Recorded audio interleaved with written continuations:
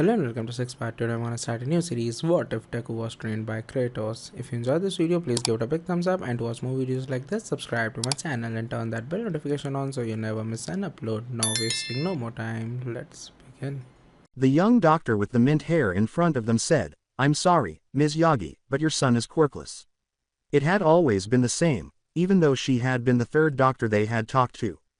Like all the others, the drive home was quiet until little Izuku said, I don't care if I have a quirk, Mom. I'm going to be a hero without one. I'll find a way. I'll protect people like Heartthrob and All Might. I'll make you, Izumi, and Dad proud. I promise." Inko remained silent as tears welled up in her eyes. They arrived at their house just in time to see Izumi and the Bakugo twins, Katsuki and Katsumi, leave school. In case the doctor's appointment took longer than expected, Katsuki's mother, Mitsuki, had offered to watch Izumi while she was at preschool and help her get home. Aunt Mitsuki didn't mind that Inko and her husband frequently had to rely on her best friend for support due to the nature of their jobs. She had too much affection for the brats to ever be unhappy. Izuku was a sweet boy who, with just a small embrace or a hand held, transformed her otherwise wild and uncontrollable daughter into a blushing mess. She found it adorable that little Izumi seemed to always be able to control her son's volatile temper. She was a little concerned when she first learned that her brats had such destructive quirks as explosion and napalm, but the Yagi siblings were a blessing. With seafoam deep-set eyes and green, almost dark mint hair, Izumi, the older twin by a few minutes, resembled her father. According to Mitsuki, she was a welcoming presence because of her bright smile and square jaw. Izumi was also put on the fast track to heroics by her psychic quirk. The girl gained popularity because telekinesis and telepathy were just the beginning of what was anticipated to emerge from her. Izuku, however, experienced a shift. He wasn't particularly repulsive, but his intense gaze was constant. His smile lacked the same inherent warmth, and their emerald and hazel hues just seemed to see right through you. His eccentricity wasn't the only thing that made him seem unlikable to other kids his age. He was also always a little taller than average. Izuku had to go back to preschool after missing a week, but it wasn't all bad. A young girl with red and white hair that was pink at the tips, as if the two colors had blended over time, almost tackled him in an embrace as soon as he entered the room. Shoka Todoroki was a quiet child by nature, but she opened up to Izuku for some reason. Conversely, her brother Shoto was as adorable as Freezer Burn. It made sense, sort of. Shoto's half-hot, half-cold personality meant that he typically reacted with icy indifference or ferocious rage, while Shoka's quirk was steam, which caused her to take a while to warm up to people. Because of that and his father's status as the number 2 hero, no one bothered to inquire as to why Shoto kept showing up with minor wounds. For a while, at least, Shoka and Katsumi supported Izuku in spite of his strange diagnoses. When their siblings determined that Deku needed to understand his role, that changed. Initially, Shoka and Katsumi attempted to shield Izuku from physical abuse and harassment, but this only served to enrage the bullies. The three were held back by their other friends, and the beatings only got worse whenever the two girls attempted to assist him. Katsuki and Shoto were relieved when they stopped attempting to meddle after a few months, but only Izumi understood why. She couldn't put up with the two of them apologizing and crying while they tried to clean him up and bandage him after everyone had left. Izumi was able to pull the other two away from everyone else and issue a warning after a year of mistreatment. She would have to stop holding back if they continued to support her worthless brother. At home, where they couldn't interfere unless they left him, Izumi would begin to harm him as well. They didn't approach him again after that day. Both girls actively fled from him for the remainder of the day, which nearly broke him, but he eventually located the note. It told him what had happened, and he couldn't hold it against the person who had slipped it into his notebook. Even though they were no longer able to be close to him, he was comforted to know that they still loved him and didn't despise him. Izuku tried his best to persevere for years. He endured all of the abuse, insults, and beatings that were aimed at him. Izuku tried to keep a smile on his face and endure it all. He knew his parents cared, even though they were always exhausted when they were present. He didn't care that they didn't have time for him or notice how battered he was. I thought they were just busy. They would eventually notice. Up until that night, these were the thoughts that kept him going. Izuku, then 10 years old, had crept out of bed to get a glass of water when he heard his parents returning home. Izuku felt his heart break, but they were too exhausted to realize their error. In reality, his parents were his idols, heartthrob and all might. He could see them clearly, even though their uniforms were damaged and they arrived battered. Izuku's thoughts started to wander. How could they be blind to the way he was being treated? Did they not give a damn? He was never saved, despite the fact that they saved countless others every day. Did he not matter? Although the wounds were never healed, wasn't the fact that so many of the clothes were damaged sufficient proof? The burn cream and bandages that are missing. Izuku made his decision that night and just vanished into the night with his backpack full of the things he could carry. Izuku ran until he arrived at the woods where he used to play with his sister and friends before they abandoned him, under the full moon and stars. When he stumbled over branches and rocks or lost his direction, Izuku continued on his way. Izuku continued running through agonized tears until he unexpectedly came upon a hut in a tiny clearing that shouldn't have been there. Izuku didn't realize how exhausted he was or how his clothes were ripped and his skin ached from cuts and whippings he had sustained during his frantic run until he saw the smoke coming from its chimney. Izuku began to falter, and his world vanished into darkness before he could move forward. Izuku woke up with a heavy pelt, but also the familiar sensation of cloth wrapped around wounds that stung when he stirred. Okay, it worked, but why was he wearing a pelt rather than a blanket, and where was he? How did you get here, child? Nobody should be able to reach this place, much less a lost mortal child, said a deep, strong voice from somewhere next to him. Izuku was able to turn his head just enough to spot a fur-clad, ash-white figure. The man had powerful, well-defined muscles and was enormous, dwarfing even All Might. He had a thick beard, a few white hairs, and a red mark on his left shoulder and over his eye. His intense light brown eyes never left him, even as Izuku watched him stirring a small pot over a fire. Izuku sighed. I ran away, sir. I couldn't take it anymore. I don't want to be hurt for something I can't help, and I'm tired of nobody helping me. You run away instead of fighting back. Why? The man asked, averting his gaze. I can't fight back. I'm quirkless, weak, worthless, Izuku whimpered. He growled. No soldier is worthless. No life either. These are excuses. They alone make you weak. Izuku looked at him. You don't understand. You're strong. Probably have a strong quirk too. The individual grumbled. Child, I neither have a quirk nor even know what they are. My strength is something I earned through training and battle. You could do the same given enough time. Izuku began to shrink. I'm sorry. I shouldn't have assumed. I don't know if I can do that though. The last time I tried to join a gym or get lessons they turned me away. All people care about these days are quirks. Without one, I might as well be invisible or non-existent. What is your name, boy? The man asked, appearing to be lost in thought before getting up and setting a bowl of stew on the stand next to Izuku.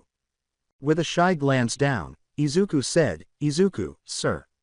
The individual nodded. I will train you then, Izuku. Until you give up or run away at least. Izuku gave the man a startled look before bowing his head and saying, Thank you, master. The individual growled, I am no one's master, boy.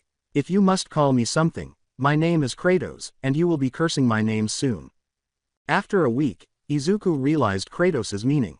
The man was strict, inflexible, and demanding. Izuku had to put in more effort because doing was never enough. For Kratos, enough was never enough. However, the man never showed cruelty or denigration. It didn't take long for Izuku to realize that any annoyance Kratos displayed wasn't in him, but rather for him, and that justifications were never acceptable. Every time Izuku attempted to create one, Kratos dismantled it using uncompromising reasoning. Despite not being a philosopher or someone who asked profound questions about life, Kratos was by no means a moron. All he wanted was simplicity and efficiency. Izuku could tell by the way he explained things that the man was very smart and strategic, but he decided not to make things too complicated. According to him, wasting time and effort is exactly that. If I am going to fight, it will be a worthwhile one, and I will not lose.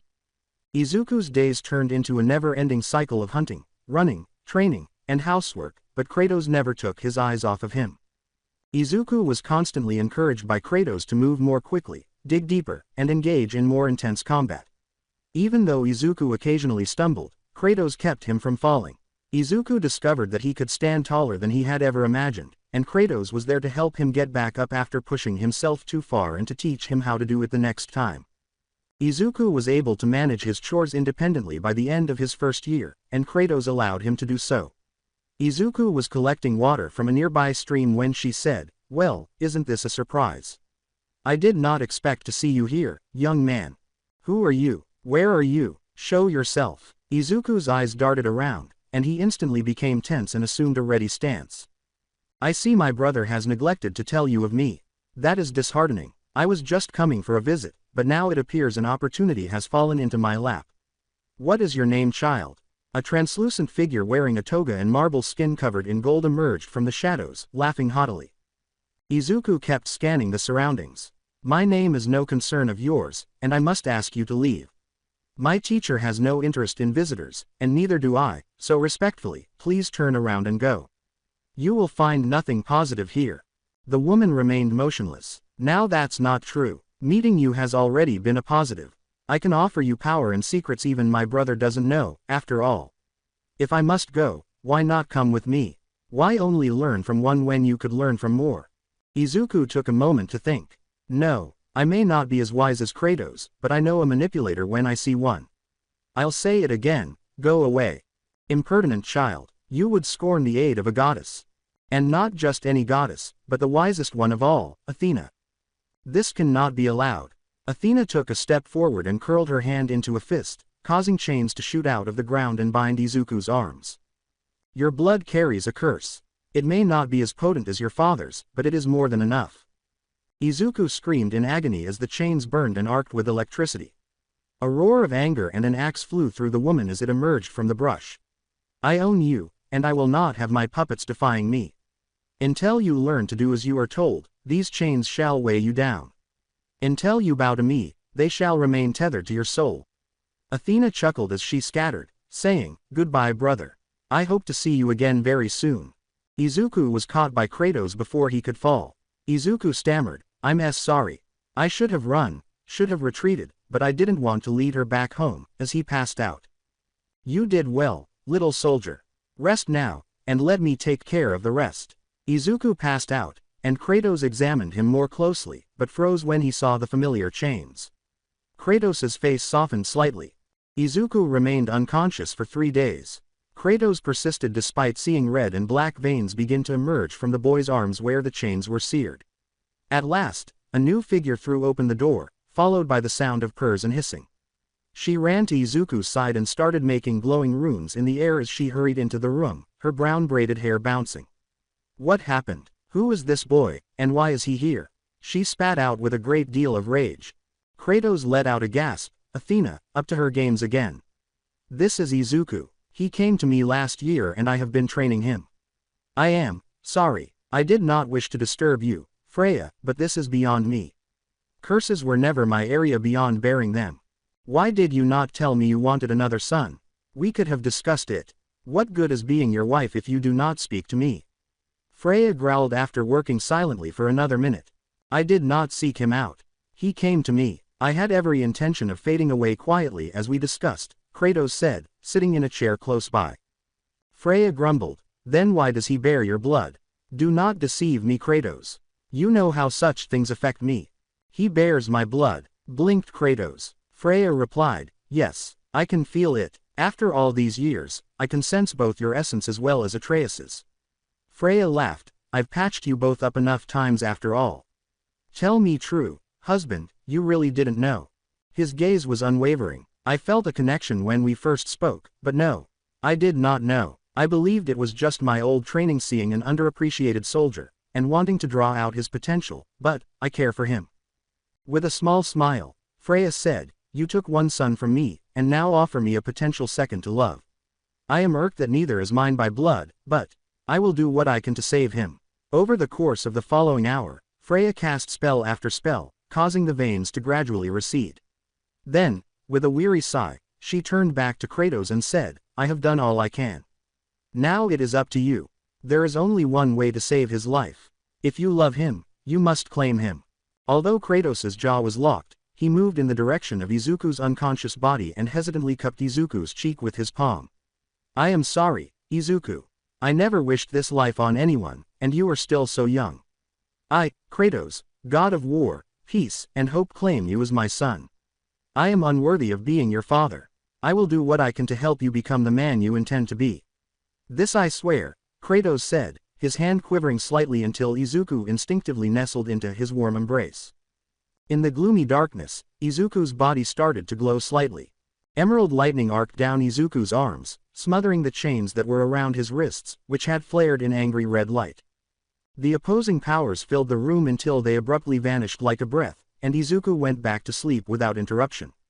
Kratos turned to face Freya with concern, but she simply nodded and grinned. Kratos bounded out of the shack after finishing the task. The slightest moisture sat at the corner of his eyes, and only Freya could see how his face was contorted in a dozen emotions that he appeared unable to control. Izuku's nightmare came to an end. It had not been like the ones he was accustomed to. This was not the recollection of 1,000 beatings or the words he feared most being spoken by his parents. This was smoke, agony, and unending blackness. Thousands of voices were whispering to give up and surrender all around him. Izumi was the only other person he saw, but she was in tears. She whimpered as their eyes locked, "I'm sorry." Then, in an instant, a huge hand made of smoke and gold tore her away. Izuku attempted to follow in order to save his sister, but all he saw was more void in the darkness. His body hurt and felt so heavy when he opened his eyes, but a soft hand stroking his hair calmed him. It was lovely and soothing, like the wind through the trees on a lazy summer day, but he didn't give it much thought until he heard the person start humming something he didn't recognize. Izuku turned to face them and saw a motherly face with brunette hair, fair skin, and rich brown eyes. Her smile was friendly and welcoming, but it was tinged with hesitation, an unsaid fear. Izuku was compelled to soothe her and take away her fear, but he was unsure of the reason. Why was she being so nice when she was a stranger? "Fear not, young man, you are safe. You are home. My husband is out handling his own issues at the moment, but I promise to stay with you until he returns," she said, sensing that he had stirred. Izuku closed his eyes once more to reflect. "Who are you?" rasped Izuku. The woman laughed softly. "My name is Freya, Vanir goddess of war, love, and magic, and unlike the monster you met, I swear that I mean you no harm. I was called when you were injured and I have done what I can to help you, but it will be a few more days before you are fully recovered. Can you tell me your name, and describe how you feel? I would like to make sure there are no complications that need to be addressed." "My name is Izuku. As for pain, my body just feels really heavy for the most part. My head is aching like that time I accidentally headbutted a tree, and my arms feel raw, like they're burned, and the skin is tight and itchy. What did Athena do to me?" Izuku answered, clearly lost in thought, before opening his eyes and responding. "My teacher taught me to be weary of those offering something for nothing, but you don't seem like a stranger." "That is a complicated situation, Izuku. Are you sure you're well enough to talk about it?" Freya sighed in frustration. Izuku said with a small nod, "I need to know, and analyzing has always helped me focus." Freya laughed and said, "Like father, like son, neither know how to calm themselves." Freya took a deep breath and laughed. "Izuku, you are very special, and she used that to curse you. She attempted to force you into service to her, but your will was too strong. So instead she bound you in those chains, but it isn't all bad. Those chains are part of a divine weapon, the blades of exile, and in time you should be able to learn to harness them. In time you may even be able to use them to free yourself and pay her back for the pain she forced on you, but that is up to you to decide. Neither I nor my husband will force anything else upon you. We have already done too much of that." Despite the pain, Izuku took Freya's hand because she appeared guilty. Izuku said, "Thank you for your help. I can tell you are a kind, loving person, so I'm sure whatever you had to do, you had no other choice. I cannot say I trust you yet, but I would like to. It has been a long time since someone treated me so kindly." Freya appeared shocked and horrified by the action, but she was trapped by his intense gaze. Freya touched his cheek. "What a sweet boy. I am sorry you were dragged into our world, but, if you'll let me, I'd like to continue helping you however I can." "What exactly did you do, by the way?" Just for clarification, Izuku asked, blushing and averting his gaze.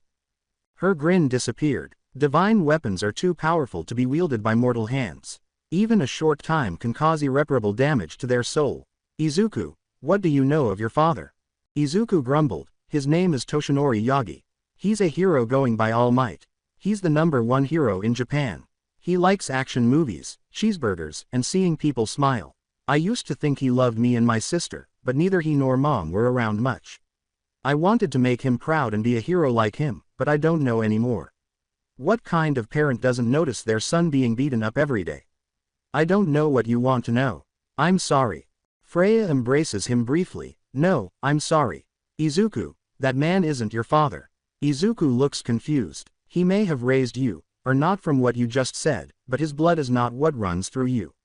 Your father is a god, and in order to save you, he had to claim you. Let me tell you a story. They conversed for the remainder of the day, during which Freya revealed several things that completely changed Izuku's perspective. Izuku was shocked when Freya held him until they both fell asleep as they carried on late into the night. The scent of wildflowers and lilac filled Freya's warm embrace, and Izuku couldn't help but feel secure. As he usually did for chores, Izuku woke up at the crack of dawn and cautiously wriggled out of Freya's grasp without waking her. He could feel the weight of the chains as he looked at his arms, but instead of seeing them, he saw what appeared to be a brand and tattoo combined into a pattern of interlocking chains. Even though he was still in a lot of pain, it didn't really bother him after all these years. Izuku went outside after hearing the sound of irate chopping and discovered Kratos gathering enough firewood for several winters. He initially just watched as his hero, his teacher, hacked away angrily, but then he paused and sighed deeply, saying, "You should be resting." Izuku sighed. "I have chores and training to do. This inconvenience is not an excuse to ignore either of them." "No excuses, isn't that right, Dad?" "I see. Freya told you, didn't she?" shuddered Kratos. Izuku grumbled. "How long? How long did you know? Am I truly such a disappointment that you didn't even intend to tell me? I thought you were different. I thought." Izuku was sitting on a stump when Kratos looked deeply. "Do not be ridiculous. Do you think I would teach you, guide you, care for you, if I believed you a disappointment? No, I am only disappointed in myself. I have doomed another child to this life. I only learned of our shared blood after you were cursed, but to me, you have been my son far longer. I just didn't wish to admit it and burden you with all that it would entail. Where does this leave us?" Izuku sighed as he leaned against a tree. Sighed. "Nothing need change. I claimed you to save your life. You need not do the same. You could leave, if that is your wish, and never look at me again. I will not force you to stay." Izuku matched Kratos' gaze and asked, "What if I don't want to leave? What if I want to continue training and learn more about what we are? What if I want to get to know my father?" A faint smile briefly appears on the older man's face as he says, "Then that is what we will do, my boy." Izuku said, "Good. Freya said you have experience with these. If I want to master them, I'll need your help." Izuku displayed the marks on his arm. With eyes full of a long-forgotten pain, Kratos examined the new markings before raising his own arm and taking off his bracer. Izuku was perplexed until he saw his father take old scars and bandages that were underneath. "The chains that bind you are similar to the ones that used to bind me. They were born of them. A child of my blades. I bear the blades of chaos, mighty weapons forged in primordial flame. Your chains were made as a gift, after the second time I freed myself of them, but in the end, chaos always returned to me. I am afraid that even if you break your own chains, they will do much the same. Once a divine weapon chooses you, they do not stay away long, unless someone else is chosen to replace you." Izuku flexed his hand, causing the marks to glow before a short blade materialized in his palm. To Kratos' astonishment, the blade's cross guard now glowed with emerald fire rather than his typical red, resembling a silver demon with a single horn and a jagged blade emerging from its screaming maw. After examining it, Izuku moaned, "If that is true, then I'd better get to work. If these are going to follow me, I might as well put them to good use." It was not long before Izuku noticed a shift. Even though his chains now weighed him down, he was more resilient and powerful than before. His training swiftly advanced into feats that would have been impossible prior to becoming a demigod, and Freya explained that it was his godly essence asserting itself now that it was active. It seems that he would not become a full god until he discovered his domains or appropriated someone else's, like his father. Additionally, Kratos broadened his training to encompass any weapon that Izuku was proficient with, and it took him 6 days to come up with his list of possibilities. The sheer number of weapons Izuku could use with ease shocked both Freya and Kratos. Bows and slings were the only noteworthy exceptions, but javelins offered an intriguing substitute. Izuku was rapidly picking up fighting skills thanks to Freya and Kratos, and even though it wasn't his strong suit, he picked up the fundamentals of runic magic. For the next 8 months, not much changed. Freya would occasionally take a break to handle her responsibilities, but she was never gone for very long, and she always made sure to give him a hug both before and after she left. Then she came back one afternoon with a different person. A young man wearing a fur vest, a bow on his back, and short brown hair that has been shaved on the sides. He appeared somewhat older due to his small beard on his chin, but he instantly froze upon seeing Izuku and turned back to Freya, asking, "Mom, who's the kid?" "This is Izuku, Atreus, your little brother," Freya said with a laugh. "I thought you and Dad." Atreus gawked as he glanced between them. Pouting, Freya said, "Not of my blood, son." Atreus exclaimed, "Damn it, Dad. I thought you said you wouldn't pick up any of grandfather's habits. Please tell me he at least didn't become a swan to do it or golden rain." "No, I am nothing like him." Kratos turned his head away and said, "I am not sure how it happened, but I believe it was during that fungal invasion about 12 years ago." Izuku heard Freya snort. With a solemn nod, Atreus said, "That would make sense. Those spores had me hallucinating for days." Izuku glared at Atreus as he assumed a combat stance, saying, "Who are you, stranger? If Athena sent you, you can tell her to go swim in the Styx or walk the Nostrand." Each of the adults froze before Atreus began to giggle. "Okay, I like this one. No, little brother, she did not send me. My name is Atreus or Loki if you prefer my Jotun name. I am a god of mischief if you can believe it, but I prefer cunning, it sounds less sinister. Mom told me she wanted to introduce me to someone, but wouldn't say who." In response to Izuku's question, Kratos sighed and said, "He speaks the truth. Atreus is a mighty warrior and makes me very proud." "Wow, I love you too, father," Atreus said, blinking. "I might need a minute. I think that's the first time he's ever just said it. I think I might cry," he said, turning to face Freya. Atreus appeared scandalized, but Izuku simply nodded as Kratos placed his hand on his head and said, "Be careful. He tends to get overly emotional over small things." The younger members of the group then got to know one another while the four of them ate lunch. Enthralled with Fenrir and Jormungandr, Izuku displayed some of his notebooks, a pastime that Freya firmly encouraged. His sketches were praised by Atreus, who also mentioned that he would like to borrow some to show Angerboda. Atreus blushed when Izuku asked who she was, and Freya laughed, saying, "Izuku, your brother is kind of a mess when it comes to love. Somehow he's managed to gain 2 girlfriends, and refuses to propose to either." He grumbled, "Just propose to both. At this point you might as well. They already act as if you are. I may be monogamous, but that does not mean I do not support you." When Kratos froze, Atreus blushed more and said, "I'm sorry, Dad. I didn't mean to. I don't want to hear that from you, Dad. At least I don't have 3 children with 3 different women." His hand was raised. "It is, all right, I do not blame you.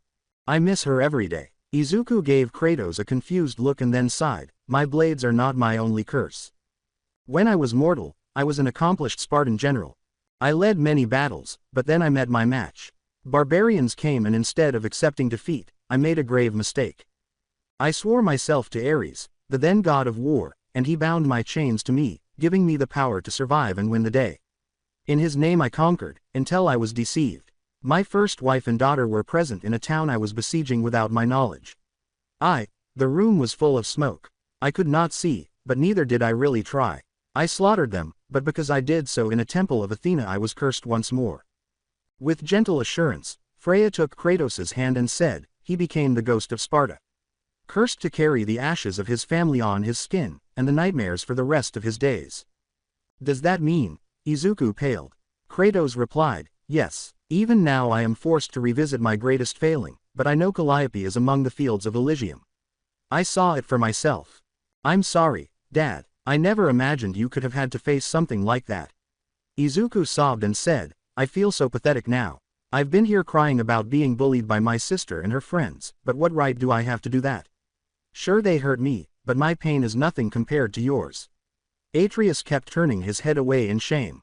Izuku received a stern look from Kratos. "Stop. Pain is not a competition. You have every right to feel how you do. You are still so young, and to carry that kind of betrayal, no. Izuku, pain is the price we pay to grow, regrets the kindling of betterment. My pain led me to Atreus' mother, and when she passed as well, it led me to Freya. I would not have the family I do today without my pain, and without your pains neither you nor Atreus would either. Do not forget this lesson, my sons. We do not invite pain, but neither do we let it consume us. Pain is a powerful motivator, and sometimes it leads us to where we belong. Izuku stood and hugged Kratos' side, receiving a small hug in return and a few he was powerful. Since then, Atreus would visit from time to time with books from various realms, and the two of them would marvel at the tales they held while Atreus taught Izuku about the outside world. Math, history, science, and magic which Freya frequently joined them for were the things that brought them together. Although Atreus was unable to help Izuku get better at archery, he did help his brother get stronger. Izuku made a choice at the age of 14. He would go back to Japan and enter UA to fulfill his lifelong dream of becoming a hero. He was no longer the wounded youngster who fled his troubles. He needed to confront his history. The idea of Izuku going was clearly upsetting to Kratos, but he did not oppose him. Rather, they made sure Izuku was as prepared as possible during their last year together. A week prior to the entrance exam, Izuku's family hosted a small celebration for him. Atreus mostly stayed in Scandinavia when he traveled to see how his people had developed, and Freya seldom came to Midgard, though she would if he ever needed her. Izuku received a lucky gift from each. He was given a journal by Atreus that would never run out of pages and had a special page that allowed them to talk from any of the 9 realms. Freya provided him with armor that could withstand the harshest magics, the most intense heat, and the bitterest cold. Additionally, the armor was glamored to look like any type of clothing he wanted, so she wouldn't have to worry and her son wouldn't have to conceal it. When it was finally Kratos' turn, he gave Izuku a small knife and said, "This is for when you have no other options and nothing else remains. I forged this blade myself. When you carry this blade, I want you to remember that when all others abandon you, we will still be there. No matter the distance, or what you face, stand tall my son, because nothing can take that away from you." Izuku started to thank him, but Kratos stopped him. He took a ring off his finger and said to Izuku, "I also gift you Draupnir. May it protect you in my stead." Izuku hugged each of them after putting on the ring and putting his other presents away. Izuku and his family reminisced and told stories about the past few years long into the night. From Atreus and Izuku's encounter with a group of trolls that had been bothering a village in Svartalheim to Izuku's first successful hunt, a small hare that had been breaking into their vegetable stores, to Izuku's first trip to Vanaheim with Freya. More than anything else, Freya cherished the memory of the first time he had called her mother. That night, many drinks were spilled, many tears were shed, and many laughs were heard, but above all, they were together. The early morning mists coiled around Izuku's feet as he strolled through the forest. His new notebook and his bag full of the trinkets and baubles he had accumulated over the years were on his back. Izuku had put on his armor, which now appeared to be a pair of cozy slacks and an enormous emerald hoodie without sleeves that would fit over his towering body. Izuku looked impressive now that he was over 6 feet tall and had muscles his father had deemed acceptable. When Izuku was around other people, he was accustomed to being the object of attention, but that was usually because his brother or another mother was present. Now that he was alone, it felt entirely different, but he maintained his composure. He would not be intimidated because he was a son of Kratos. Izuku quickly arrived at a small motel by following Atreus's instructions. Although it wasn't elegant or of great quality, it didn't pose many queries. The ideal spot to lay his head until he got his results. Either he would pass and be able to transfer to UA's campus, or he would fail and have to return home. Izuku encountered a round-faced girl with a brown bob cut and pink blush marks on his way inside, and she didn't appear happy. The girl appeared to freeze when she saw him, but he was fast enough to catch her before she fell. "Sorry about that, haven't been in town for a while, so I'm still adjusting back." "You aren't hurt are you?" Izuku said, putting her back on her feet and attempting to smile despite his undoubtedly piercing gaze. Before the girl could reply, an obese older man threw open the door and threw out a pink bag, saying, "You ain't got the money, ya ain't getting a room. This ain't no storage lot neither, so don't go leaving your crap laying about." Izuku barked, "Give me the key to room 8. It should be paid through to the end of the month." "Of course, sir. You're having a pleasant stay now," the man said, suddenly going pale and removing a key from his belt. Disregarding the man, Izuku gave the girl the key and said, "Give me 5 minutes to make sure my brother didn't leave me anything, and then the room is yours.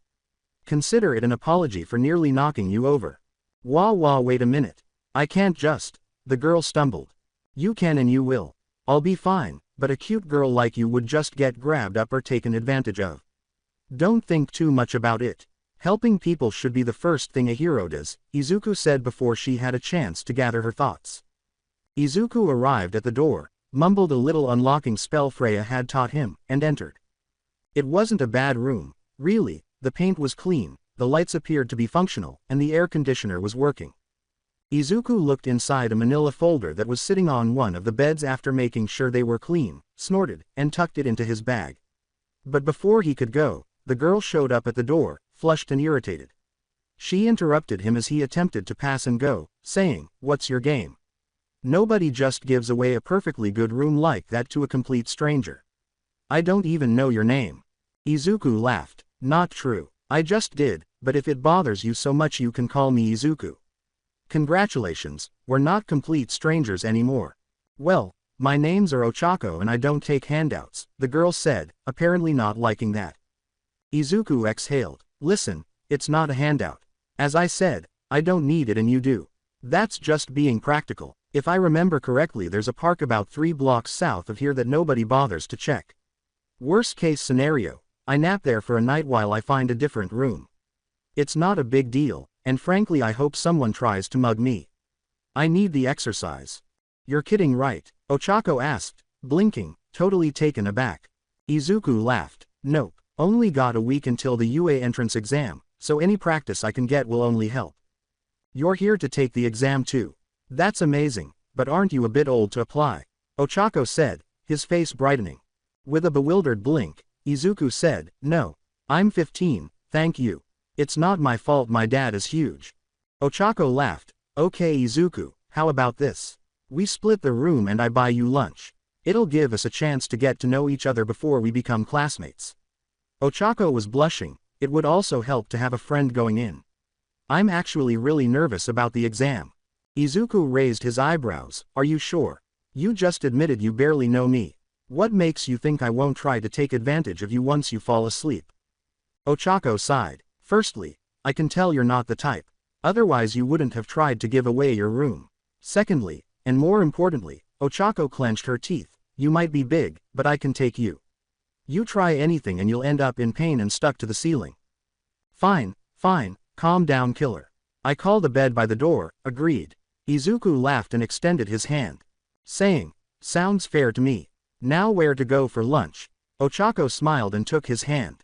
Izuku gave a bow. "Well my lady, may I suggest Aunt Kim's? It's a diner the next block over. It has really good curry and katsudon. If they're still running the same specials I think they have green tea mochi instead of pie today." The sound of mochi made Ochako's eyes sparkle. "Oh, I think we're going to get along great." They hooked arms with an overly dramatic flourish, with Izuku taking the lead. Aunt Kim's exceeded Izuku's expectations. The staff was really friendly and the food was excellent for a hole in the wall. However, Izuku didn't seem to notice that some of the older staff members were staring at her as if they were seeing a ghost, and they seemed to be whispering more frequently the longer they were there.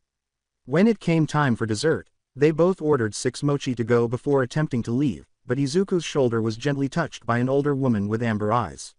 "Little Rabbit, is that you?" she asked after giving him a tentative glance. Izuku's expression briefly darkened before he shook his head and said, "Sorry ma'am. No little rabbits here." He then turned to leave, grinning slightly, saying, "But if they were, they'd hope the Amber Princess enjoyed her apple pie." The woman sobbed and attempted to stop him, but by the time she reached the door, he had already left. The teenagers chose to enjoy their treat in the park Izuku had previously mentioned rather than returning to their room. Even though it was now much later in the afternoon, some young children were still playing contentedly and carelessly. Ochako went to sit on a bench, but Izuku followed her as she began to move to sit under a big tree. As they watched the children play and savored their mochi, neither of them said anything for a while, but Ochako had to know. Fortunately, Izuku seemed to read her mind without looking, as she was unsure of how to ask without interrupting. Izuku spoke with a weeping voice as if a tale for bedtime. "There used to be a boy that lived around here. He was odd, but always so helpful to anyone he met. Despite not having a quirk, he tried his best to help anyone he came across, almost like he was a friendly ghost summoned by the sound of tears or distress. He came and went without a sound, though whether he was truly that silent or people simply didn't care enough to listen, we may never know. What I can say is that he disappeared. Maybe it was the sister who cruelly snuck into his room at night to cry after spending the day trying to break his bones. Perhaps the best friends who betrayed him when he didn't develop a power like them, and instead chose to burn or bruise him. It could have been the parents, heroes through and loving too, but never for the boy they never saved at home. So many questions, but no answers, for they disappeared with a ghost boy whom none chose to look for. Ochako ignored the silent tears that came out of her new friend and gave Izuku a silent back hug. Tell me more about the boy, please. Nobody deserves to be forgotten, so I'll remember him, even if nobody else does, she said in a low voice. Izuku wept. He used to visit this park all the time to play, before he became a ghost, and after he did he often came to protect the ones who couldn't protect themselves. Call it stupid if you want, but he could never stand seeing others getting picked on or hurt. The diner we visited was one of his favorite places to eat too. Most of the staff didn't like him much, but he was quiet and always paid, so they left him be. That is, except one waitress. She was always kind and smiled when she saw him. Her amber eyes always lit up when he walked in, until one day. You see, her husband wasn't very nice. She thought that would change when she got pregnant, but it didn't and she ended up losing it. The boy found her crying in the alley behind the diner that day, and he whispered sweet words to her. Niffling, Ochako asked, what did he say? Izuku laughed. Sweet princess with eyes of amber and light, please stop your tears. I know not why you cry, but you are too beautiful to continue. I know the task is hard, but that is why I'm here. Every princess needs a furry friend, and this little rabbit will be yours for as long as you need him. So hug me till the waves of tears ebb and the hollowness inside is once more filled. I do not mind, for you have filled my darkest days with light and it's time I return the favor. Izuku continued to chuckle. Okay, I might have prettied that one up a bit, but it's been nearly 7 years since that one supposedly happened. Call it creative license. With a laugh, Ochako said, that's a sweet story. After that day the Amber Princess would always make sure to give her little rabbit a slice of apple pie whenever he came to visit. Izuku nodded in agreement, but it wasn't meant to last I suppose. After all, the ghost boy still disappeared in the end. The two teenagers stayed in that park until the sun began to set. They took turns getting ready for bed when they got back to the motel, and Ochako blushed when Izuku emerged wearing nothing but an old pair of gym shorts. She saw one scar first, then another, so her blush didn't last long. His torso was soon revealed to her to be a patchwork of old scars. Some were older and less well maintained, such as blistered burns, areas where bone broke through the skin, and tiny star-shaped marks she couldn't identify, while others appeared more recent and resembled the injuries she remembered some of her parents' employees having following training mishaps or knife fights. The scars on his arms, which he had covered all day but not now, were the most noticeable of all. The thing that worried her the most was that she had no idea how old they were. They appeared raw and strange in some way, as if molten chains had been wrapped around them. They appeared to be both dozens of years old and as young as yesterday. That night, Ochako promised herself. From now on, she would support her new friend. The following morning, as Izuku prepared to jog, he saw Ochako sprawled out like a sleeping starfish. Ain't time for school, ma. Leave me be, I'm going to sleep, she moaned as he prodded her cheek with a snort and a slight smile. Izuku began to giggle. Sorry Chako, not your mom, but Yue is calling. Get dressed, it's time to train, unless you changed your mind about becoming a hero. Waza, where am I? Who are you? Why are you in my room? Ochako exclaimed as she suddenly sat up and rolled out of bed. Izuku laughed. Our motel, your worst nightmare, and to whip that mochi body of yours into heroic shape. Now get dressed. If you're not done in 5 I'm doubling our laps. They were soon en route after Ochako, who was half asleep, quickly complied. Even though Izuku only jogged lightly, Ochako was soon falling behind and perspiring profusely. She stumbled at the 2-hour mark, and Izuku had to rush back to see how she was doing. On the sidewalk, Ochako gasped and panted, and glared at him.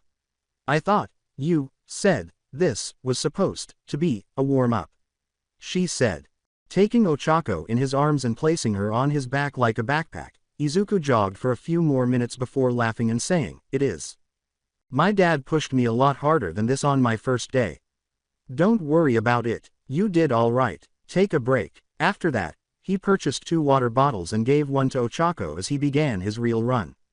Ochako was astounded by his speed and made the decision to remain where she was, not that she had much of an option because her legs still felt like jelly. 3 more hours later, they found themselves back in Endor Park, just like the day before. Ochako appeared lifeless, while Izuku appeared hardly disturbed by the run. Is this why we started at dawn? How the hell aren't you more tired? Izuku raised his arms, tired. From light work like that?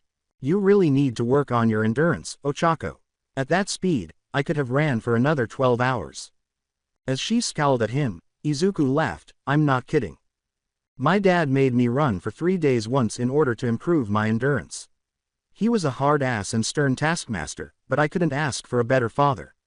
He never asked me to do anything he wasn't willing to do twice over, and despite pushing me past my limits all the time, he never abandoned me. I never questioned if he loved me. Was it a harsh love? Hell yes, but it was love all the same. Now get up, Mochi butt, it's time for the next part of training.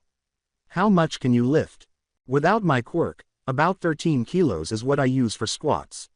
Why? Ochako asked, looking at him with a mixture of wonder and fear. Izuku blinked at her for a second, then nodded slowly and made runes in the dirt with his finger. Ochako was perplexed until 2 stones the size of volleyballs emerged from the earth. You can't do that in the open, moron. Public quirk use is illegal, exclaimed Ochako, looking around in a panic. Not a quirk, this is runic magic. My other mother and brother are very good at it, but dad and I aren't anywhere near their level. So, these should be about 15 kilos apiece. I shaped them with grips, here, so that should help. Let me know if they need adjusting and I'll do my best. Ochako just stared at him, particularly when he began drawing runes once more and 2 more stones appeared, but even though they were 4 times larger than hers, they appeared darker and more compact. Ochako moaned, but since the weights were already made and no one was around, she started working. As promised, Izuku adjusted Ochako's weights in whatever minor ways she required, and an hour later he moved aside to pick up the lunch they had ordered to be delivered to the park's main gate. Ochako was intrigued because he had never mentioned the weight of his own weights, so he attempted to lift one but was unsuccessful. Ochako grinned and came up with a plan to play a little prank on Izuku. Ochako tried to use her quirk on the weight by pressing all of her fingers on it, but to her surprise, she immediately puked. For the past hour, she had watched him lift the damn things with one hand. This isn't possible. Ochako was purging her stomach when she felt a small hand on her back, patting her roughly but tenderly. Ochako turned and saw a young girl staring at her with big eyes and dark green hair pulled back in 2 low pigtails. Hi, my name is Satsuki Asui. Are you okay now? The young girl said, passing out her hand. Ochako gave her a handshake. It's nice to meet you, Asui-chan. Thanks for the help, but should you be talking to strangers? Sune says heroes help people, and I want to be a hero like her. No, but you were getting sick. That's no fun, and I'm fast. Sick makes you slow, so not dangerous, Satsuki said, tilting her head as if she had given it some thought. Ochako laughed. Well, with an attitude like that, I think you'll make a great hero. Hiro Satsu, where did you go? Hiro Kiro, I told you not to run off.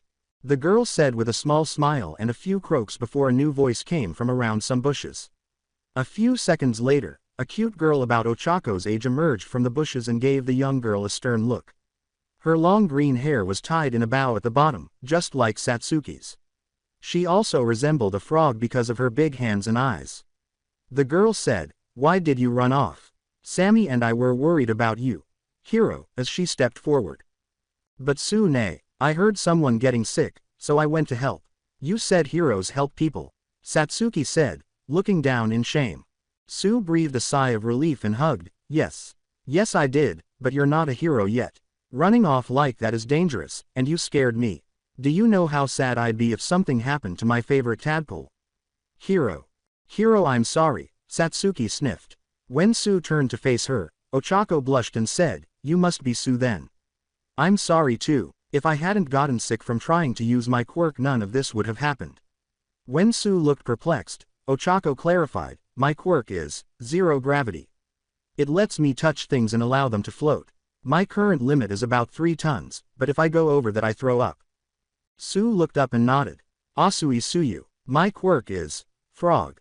I can do anything a frog can. Hiro, it looks like you already met little Satsu, so no need to introduce her. Why were you training out here? And do you have a license to use your quirk? Ochako averted her gaze and said, a new friend was training with me for UA's entrance exam. He stepped away to grab our lunches, and I was going to play a prank on him and make one of his weights float, but it was too heavy and I got sick. Sue followed Ochako's gaze to the weight before turning back to face Ochako. I'm sorry my joke caused this situation. I feel like a heel. It's okay. Hero accidents happen. I'm training for UA too. What's your name? Also, maybe I can help you prank your friend. Between the two of us we should be able to lift it. My tongue is really strong, Sue said after glancing at Ochako for a minute. Uraraka Ochako, and I don't know. It's really heavy. Ochako blinked. Kiro just let me find our brother, Samadare, quickly so we can see for ourselves, Sue scoffed and laughed. Sue, no need. I found Izuku here by the gate while looking for Satsu, and he offered to help look, said Samadare, a 10-year-old boy with nearly black, short dark green hair that covered one of his large eyes. Samadare's mouth was wide like his sister's, but he also had tiny blush marks at the corners. He offered, so it should be mentioned, even though we don't need to right now. Blinking, Sue said, you're very tall. When your brother saw me, he said the same thing, Izuku chuckled. Izuku walked over and tidily moved his weights out of the way before setting down the bag. I suppose I just inherited my dad's tall genes, but to my defense, I'm only 6 feet 2 inches. They observed as Izuku handed Ochako a bento before bringing out 8 more boxes filled with various foods. Want to join us for lunch? I'm not sure if we have enough, but I don't mind sharing if anything catches your eye. Sue was about to say no, but she couldn't resist after smelling unagi. Satsu laughed while eating takoyaki. Izuku was able to use a lid as a plate so Sammy could have some udon, and Sue savored a few pieces of eel. They were shocked when Izuku swiftly moved from one box to the next, eating everything inside after making sure no one else desired any. When they were finished, Sue approached one of Izuku's weights and attempted to move it, but was unsuccessful, which caused Izuku to grin. What's the trick? Sue glared at Izuku after pouting and trying again. Izuku shook his head and said, no trick, but pure strength. To demonstrate this, he walked over and lifted the weight that had been placed over his head. I could have made a heavier one, but without knowing Ocha's limits I didn't want to exhaust myself if I needed to carry her back to our motel. She might be a featherweight, but that's no excuse for overexertion. Ochako gasped. I am not. How dare you? Also, how much does that thing even weigh? I know it's more than 3 tons, but 16 tons, Izuku said with a smile. I can push to 20, but then I might be too tired to carry you. As if he had grown a second head, the 4 of them gazed at him before Sue croaked, impossible. Looking at the children, Izuku asked, want to help me put on a show? Yes, let's do it. Satsu jumped in place as Samadare appeared anxious. Izuku laughed and began throwing her into the air with caution. Samadare joined her when Izuku began juggling them, saying, this isn't even tough for me. My brother thought teaching me a few party tricks would be fun. As Ochako sat there in shock, Izuku reached out and included her in the act, saying, had me practice with 100-pound weights to start, but Sue was grabbed next, saying, now I can do a whole lot more. After another minute to demonstrate his point, Izuku stopped in reverse order before Satsu performed a backflip and landed in his arms. Nice one little Satsu, you're a natural performer, and thanks for helping me out. That was awesome. Can we do that again? Satsu said, embracing him. Izuku chuckled and said, sure, but not right now. There could be birds about, and they'd like nothing more than to snap up a cutie like you. She let out another round of giggling croaks as he tickled her. Ochako and Sue grinned as they observed. Both girls exchanged numbers so they could meet up to train or simply chat after cleaning up, and Izuku drawing a few more runes that caused all the weights to melt back into the ground, much to the delight of the children. Izuku blushed and revealed that, in addition to not having a cell phone, he had never had one before, leaving both girls perplexed once more. Izuku, you look familiar. I can't place from where, but have we met before? Sue inquired as they made their way back to the park's entrance with the kids perched on Izuku's shoulders. After a brief moment of pallor, Izuku quickly replied, no. We have never met before. I've been out of town for the last 5 years, so something like that would be hard to do. Sue touched her cheek with her finger. Okay, I must have been mistaken. We only moved here 3 years ago from Deku in the Aichi prefecture when our parents got a promotion. Ochako chuckled. I get how that is. I lived out in the Mie prefecture until a few days ago. My parents moved us around a lot since we have a construction business. Gotta go where the work is and all that. It was exhausting. Satsu was laughing. Mama and Daddy are lawyers, so they work a lot too, but Sune is always there to help us with our homework and her curry is really tasty. Sue was blushing. Thank you, Satsu, but it's not that good and I'm just trying to be the best sister I can be for my favorite tadpoles. Sammy said, even if she makes me do my math, I still couldn't ask for a better sister. Yeah, what about you Izune? What do your parents do? Satsu asked, nodding quickly. Izuku remained quiet for a moment, causing the other look worried at him until he spoke. My dad doesn't really work much. For the most part he just lives out in the woods and does his own thing. Living off the land and all that. Sometimes he has to help my other mom with something, but that's incredibly rare. These days, that's mostly my brother's job. Atreus is a lot less scary than our dad. Mother is in politics, but I'm not supposed to say much about it. As for my mom, that's a sore subject. One I'd rather not think about. Satsu hugged his head and said, I'm sorry, Izune. I didn't mean to make you sad. The others appeared worried. Izuku smiled at her and said, don't worry little one. My dad says pain makes us stronger. It drives us to fight, grow, and be better. You didn't mean any harm, so wipe that frown off your cute face.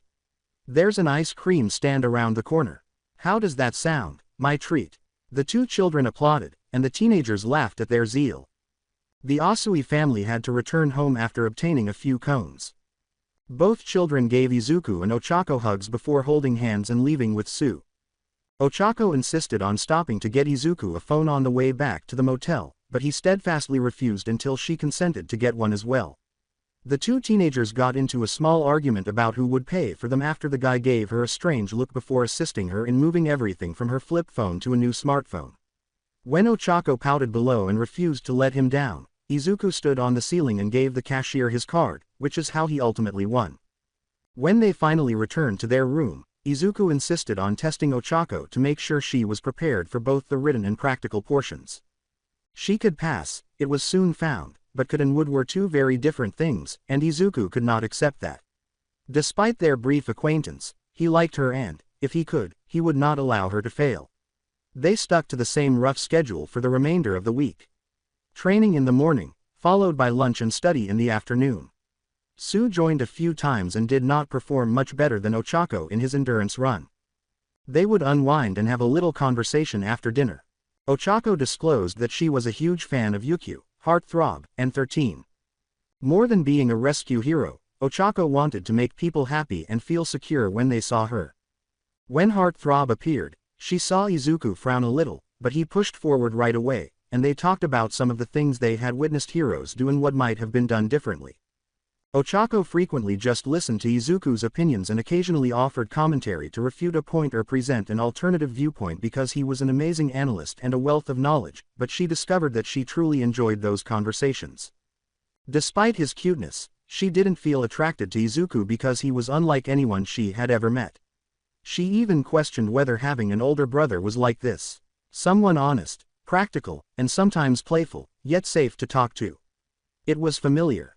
Ochako, however, observed Izuku's evasiveness regarding his family. With his brother's assistance, she was able to persuade him to acknowledge that his other mother, whom he insisted was not a stepmother, had essentially homeschooled him for the previous few years. His love and admiration for his family was immediately apparent, but he also appeared reluctant to go into great detail about them. It took persuasion to get him to tell her Freya's name, and when she mentioned how lovely his mother's name was, he blushed. The topic of his scars was also difficult. Izuku was eager to share the majority of his new ones with her because they mostly involved training with his father, whom she saw he treated like the world's greatest hero. However, his chains and the old scars were off limits. He would simply state that those were stories she didn't want to hear or that he didn't enjoy recalling. The two went to UA together after meeting up with Sue on the morning of the test. The girls listened carefully to hear Izuku's family name when they were checking in because they had never heard him say it before. Izuku Kratosen was here to take his exam, Izuku said to the upperclassman at the desk, almost beaming. He then showed Ochako his ID, which he had taken out of a manila folder that morning. Another third year escorted them to the location for their written exams after they had all been checked in and given their instruction cards. Izuku had to take his exam in one room while Sue and Ochako ended up in another. Izuku vowed to see them on the other side and gave them both a hug and a lucky fist bump. Now that Izuku was gone, Ochako felt extremely anxious, but that all subsided when the test started. As if the answers were so clear that she didn't have to think about them much before the right answer appeared, she found herself practically flying through it. Ochako nearly laughed when she got to the hypothetical questions. Any remaining concerns about dying simply vanished as if she were speaking with Izuku about heroics once more. She finished ahead of Sue, much to her surprise, and was given permission to go wait for the useful explanation after turning it in. She felt powerful arms encircle her as soon as she left her exam room, and she started to spin. Shortly after, Izuku put her down and grinned, saying, "That was quick. You didn't get too nervous and throw up all over your exam, did you?" "Ew. No, why would you even put that image in my head?" Ochako said, furrowing her brow. Izuku was scratching his head. There was a girl near the back, all over her chest and the head of the guy in front of her. I felt really bad for her, but, anyway, I'm guessing you killed it then. No student of mine would fail that easily. Ochako grabbed his arm. I did, but since when was I your student? News flash Jolly Green, I'm your babysitter. Somebody has to make sure you don't wander into traffic. Izuku grumbled as he said, it was one time. And that guy blew the stop sign. You didn't save me from him, you saved his car from ending up wrapped around me like a tree. I would have been fine. Ochako's chest constricted as they heard a croaking laugh and a snicker. Sighing, you two bicker like my siblings. Are you sure you're only roommates? Maybe there's a hidden romance you're not telling me about. After exchanging glances and leaning apart, they both exclaimed, ew, no. That would be like dating my brother, sister. When they realized what they had said, they both burst out laughing, and the three of them proceeded to the room where the practical would be described. As prospective students entered, a nervous third year with dark indigo bangs and elf-like ears was handing out pamphlets and moaning, "You're supposed to sit in your assigned seats, but nobody's listening to me. I guess just sit with your friends then. Why did I listen to Najire and agree to this?" Izuku gave the boy a comforting pat on the shoulder, which did the trick, and they left to find seats. Ochako and Sue talked about their recent exam while they waited until they saw Izuku staring at a different group of teenagers across the hall. One was a slender girl with long hair splattered with pink, white, and red. A pair of twins with angry red eyes and blonde, spiky hair stood next to her. His sister was merely rolling her eyes, and the boy appeared to be upset about something. Last but not least was a girl whose face looked uncannily like Izuku's, albeit with a more square jaw, and whose green hair was familiar with golden-dyed tips. She wore it shoulder length. None of the others seemed to notice the melancholy in her posture. Izuku's intense anger was visible to both girls for the first time since they had met him, but it appeared to be primarily aimed at the girl with the gold tips. The lights went out before they could question him about it, and a man wearing sunglasses and leather with speakers around his neck came out to begin the explanation. Finding fictitious villain robots, each worth a certain number of points according to their level of threat, was the task of the practical. There were 3 primary categories of bots, as well as a massive fourth that had no villain points and was meant to be more of a threat than an adversary. Before Present Mike could talk about the 4th bot, a boy with blue hair and glasses once interrupted. He tried to tell the male blonde to shut up and stop bothering people. Mike quickly put an end to what appeared to be a fight by reminding them that any direct attack on another listener would result in an immediate failure and possibly a black mark that could prevent any future attempts to join a hero school. The blonde was letting out little pops and crackles from his palm. The vedette took his hand and messaged his knuckles, which seemed to calm him down even more, and the blonde sat down, huffing. People began leaving to board their buses for their practical sites as soon as the instructions were complete, but Izuku held his friends back for a moment. "I want you both to be careful. I don't know where those 4 will end up, but you should stay away from them, especially the boy and his bitch." Izuku scowled and gave them both a very serious look after confirming that they were all heading to different locations. The 2 girls were horrified to hear him call anyone that, and it made them both very worried for him. However, before they could ask, he shook his head and said, "Now is not the time for this story. Just, you are my friends and that makes you important to me. I don't want either of you to end up hurt, like I was. Okay. He gave them another good luck hug after they both nodded, realizing the pain behind his frown. They needed to concentrate on the test at the moment, but they had a lot of questions now. Even if they had to beat the story out of him, they would eventually find out. They had the same feelings about him, after all, and they didn't want anyone to harm their friends. Each of them had one member in their zones, much to their dismay. Izuku had it the worst. He got Izumi. Ochako got the girl with the tricolored hair, Todoroki Shoka, if rumors were to be believed. Su got the blonde girl, Bakugo Katsumi, who was a known delinquent, according to others. She was also the subject of rumors, but Izuku heard none of them. Rather, he heard his blades whispering, "Do it. Kill her. Make her feel your pain. Show her how it feels to be broken over and over again. We know it is what you desire." Izuku ignored the voices, just as his father had taught him to do. He refused to give in to his anger or Athena's gifts manipulations. He was in charge. Rather, Izuku transformed his black t-shirt and slacks into a sleeveless dark green hoodie with black gym shorts by drawing a rune on his chest with his finger. Izuku didn't wait until the gates opened either. While some applicants gaped at the cheaters, he charged forward, a golden spear materializing in his hand. Izumi had done the same, using her quirk to fly neck and neck with Izuku. After a minute, Mike chuckled and said, "What are you waiting for? There aren't any countdown in real life. Get going before all the bots get busted." The remainder of the applicants hurried forward as a result, entering a pit of oil and twisted metal. Izumi was crushing bots into paper like balls while hoisting bot after bot into the air. In contrast, Izuku alternated between punching, stabbing, and throwing golden spears that seemed to materialize in his hand. He would then tap the spear butt twice on the ground, causing all of the scattered spears to detonate and vanish along with the chunks of any bot they were left in.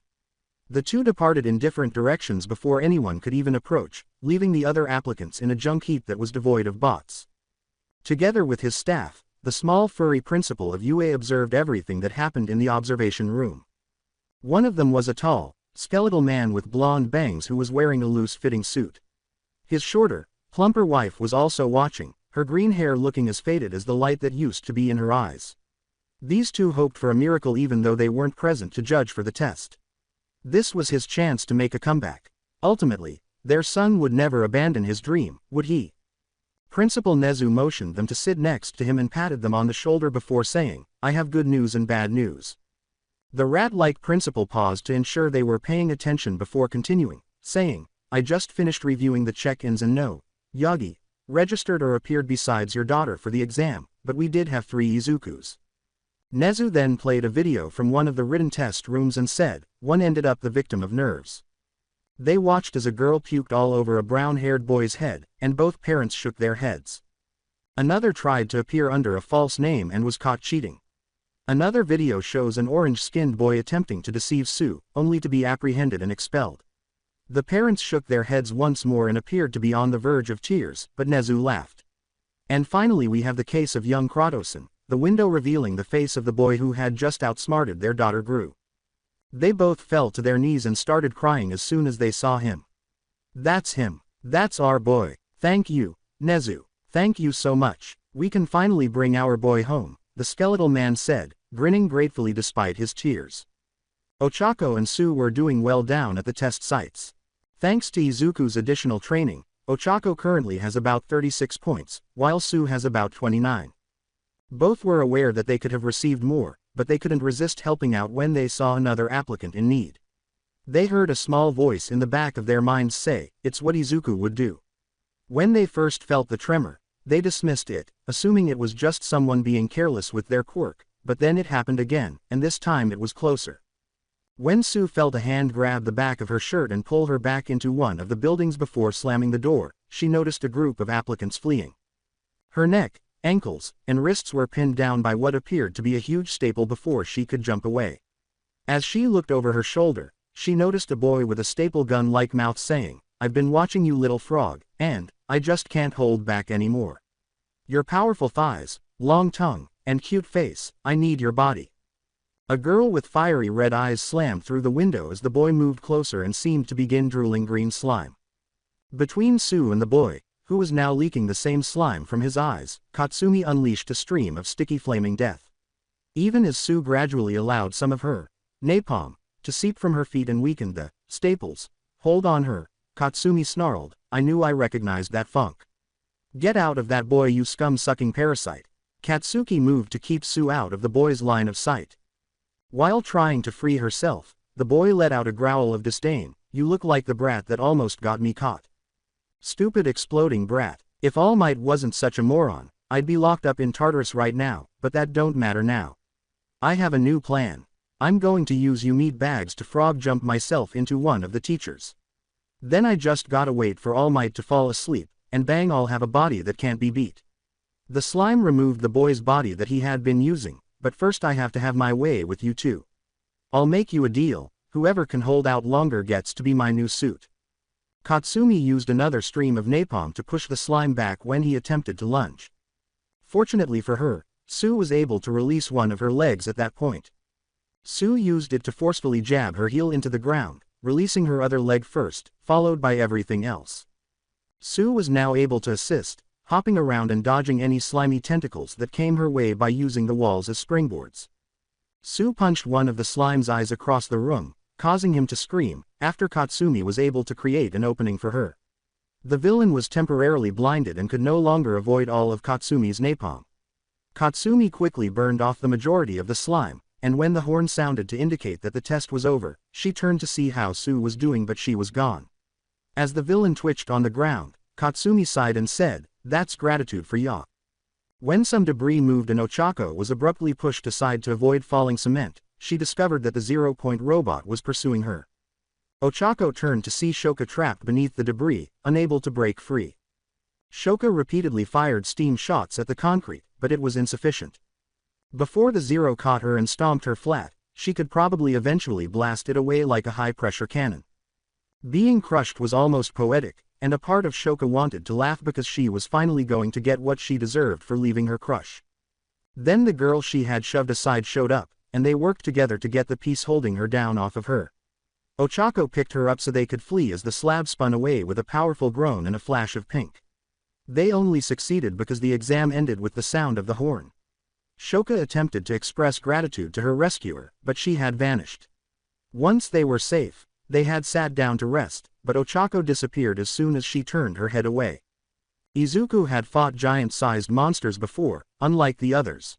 He used his spears to slow the Zero down and search for vulnerabilities while others, including Izumi, fled. In order to get away, he saw a cute girl with dangling earlobes and a short boy with purple balls for a hair trip. Sadly, she didn't get back up after hitting her head on some debris after falling. Izuku sighed in frustration, realizing that his spears would not be sufficient to defeat the Zero. He then sent it flying before summoning his fury and, more crucially, his blades. Izuku's body crackled like lightning as his blades erupted into emerald flame, and his eyes started to glow with green power. Izuku leapt and roared as he charged the Zero, causing it to pause as it was pushed back from the impact, and started to climb. Izuku ascended the Zero's body with stab after stab until one of its enormous hands attempted to smash him. Leaping from the metal monster, Izuku wrapped a chain around its wrist and ran up its arm to continue his ascent. When Izuku finally got to its head, he leapt over it and slashed down, first severing its arms and then its head. Before the horn sounded, the last thing anyone saw was Izuku standing on the body of his defeated enemy, precisely where its head had been, and yelling his victory and wrath to the heavens while brandishing his blades. Izuku used one of his blades to slide down the Zero's chest after he had calmed down from his fury. After putting his feet back on the ground, Izuku put his blades away, picked up the girl with purple hair, and headed for the entry gates. She stirred along the way and noticed something that made her heart race. She was being carried like a princess and shielded from more harm by an adorable and powerful boy. The way the light danced through Kyoka's dark emerald curls and the steely focused look in his eyes made her heart start to dance and her little punk soul sing. Normally, Kyoka wasn't one of those girls. He placed her on a cot with gentleness so Recovery Girl could tend to her, but before she could even get his name, he was gone. A block from Yue, Izuku met up with Sue and Ochako. His green hoodie had turned black with the hood up, and he was anxiously scanning his surroundings. Sighing, Izuku said, I need you to come with me. I'll explain what you need to know and answer what questions I can, but we need to move. Ochako, we aren't going back to the motel. Suffice it to say I fucked up. Not in a way we didn't see coming, but, have you ever wanted to stay in a 4-star hotel with free access to the minibar? Ochako's eyes widened as she appeared to enter a fantasy. Sue quickly took her hand and led the way, but she glared at Izuku and said, "You better not have put Ochako in danger." Izuku sighed. "Not physical danger, but there are very powerful people who might want to have a few words with you, and as much as I wish I could just cut and run, you're important to me. Important enough to give you the information you'll need to decide for yourselves. If you want to turn me over when we're done, I won't fight you, but I consider you both my best friends. I really don't want to lose you." Sue gave a nod and trailed Izuku to a luxurious hotel. Izuku received his key after confirming his reservation under Loki, and they proceeded upstairs to the penthouse. "We stayed in that 2-star motel when we could have stayed here. Give me one reason why I shouldn't throw you into the sun," Ochako said, grabbing Izuku by the shirt and using her quirk to lift him off the ground. Sue was taken aback when they entered the upscale setup. Ochako did not find any of this amusing, and he sighed. "And 3, you wouldn't kill the son of one of your personal heroes, heartthrob." Izuku sighed. "How about 3? 1, this is my brother's room and it's only to be used in emergencies. 2, you love me like a brother, and fratricide is a bad look." Izuku fell to the ground as her quirk shut off with her brain, and Ochako froze. Wah, what are you talking about?" Ochako merely stumbled. "Before I found out who I really am, my name wasn't Kratosan, it was Yagi. Yagi Izuku, the quirkless son of All Might and Heartthrob." Izuku simply sat on the ground and took a poster out of his bag. "I think we should order dinner before we start. I get the feeling this is going to be a long talk." Izuku simply nodded sadly as Ochako collapsed to her knees like a puppet with its strings cut, and Sue carefully sat next to her for support. All Might, Heartthrob, and roughly 6 other heroes unexpectedly surrounded a now much more deserted motel across town. They started their raid after circling the area to keep anyone from fleeing. Regretfully, they only discovered one meth kitchen and several girls imprisoned in the basement of the owner. For 2 of them, it wasn't what they were looking for, but it wasn't a bad sting. With the number 1 and 3 heroes of Japan on either side, an officer in a trench coat approached the motel's handcuffed owner and sighed, "My name is Detective Tsukauchi, and my friends here have a few questions for you." To be honest, the man didn't make much of an effort to lie and appeared genuinely shocked that they were interested in the pimp and his toy. The proprietor, who was obviously in his late 20s, seemed certain that the tall man was some sort of pimp and related how he had witnessed the man purchase her a room, spend the entire week with her, and engage in late-night activities. In addition to the fact that the girl never seemed to go anywhere without him, they would leave early and return sweaty. Everything made perfect sense to the owner, until one thing happened. The room wasn't originally paid for by the guy with the green hair. That guy had a chin beard and was brunette. Didn't disclose his name, but the owner didn't inquire either, assuming he was the boss or a partner, but that wasn't his concern. Inko maintained a horrified expression throughout, and Toshinori had to practically hold her back from fainting. Tsukauchi quickly reminded her that his quirk only triggered what the speaker believed to be true after the owner was taken away. Izuku's roommate had also taken the entrance exam, and the 3 of them were aware that he wasn't in his late 20s. They might have simply been studying and training. There was nothing particularly scandalous happening. Inko was somewhat relieved by this, but Toshinori remained worried. He doubted that his son could develop the strength he exhibited in just 5 years, despite his strong genes. They would have to wait once more because, regrettably, the motel had been a dead end and Nezu was still searching for hints on the remainder of his admittance form. Back with Izuku and his pals, they were clumsily eating their food that had just been delivered. "How deep do you want in? I could give you the cliff notes on some of the more intense parts, but," was Izuku's serious question after a few minutes. Sue nodded her head. "I want it all. I trusted you. I let you play with my siblings. You owe me some honesty." Ochako gave a nod. "Yeah, I thought we were friends. I shared my mochi with you. Did that mean nothing to you?" "Really? Mochi, not the stuff about your parents' business, or wanting to get rich to take care of them. The mochi is where you draw the line." Sue asked Ochako with a deadpan expression. Ochako nodded, and Sue moaned as she asked herself, "Why must the pretty ones be dumb?" "All right then. Don't say I didn't warn you. Let's start from the beginning and something easy to understand. Do either of you know what heteropaternal superfecundation, is. Izuku said, clearing his throat. The two girls exchanged a look and shook their heads.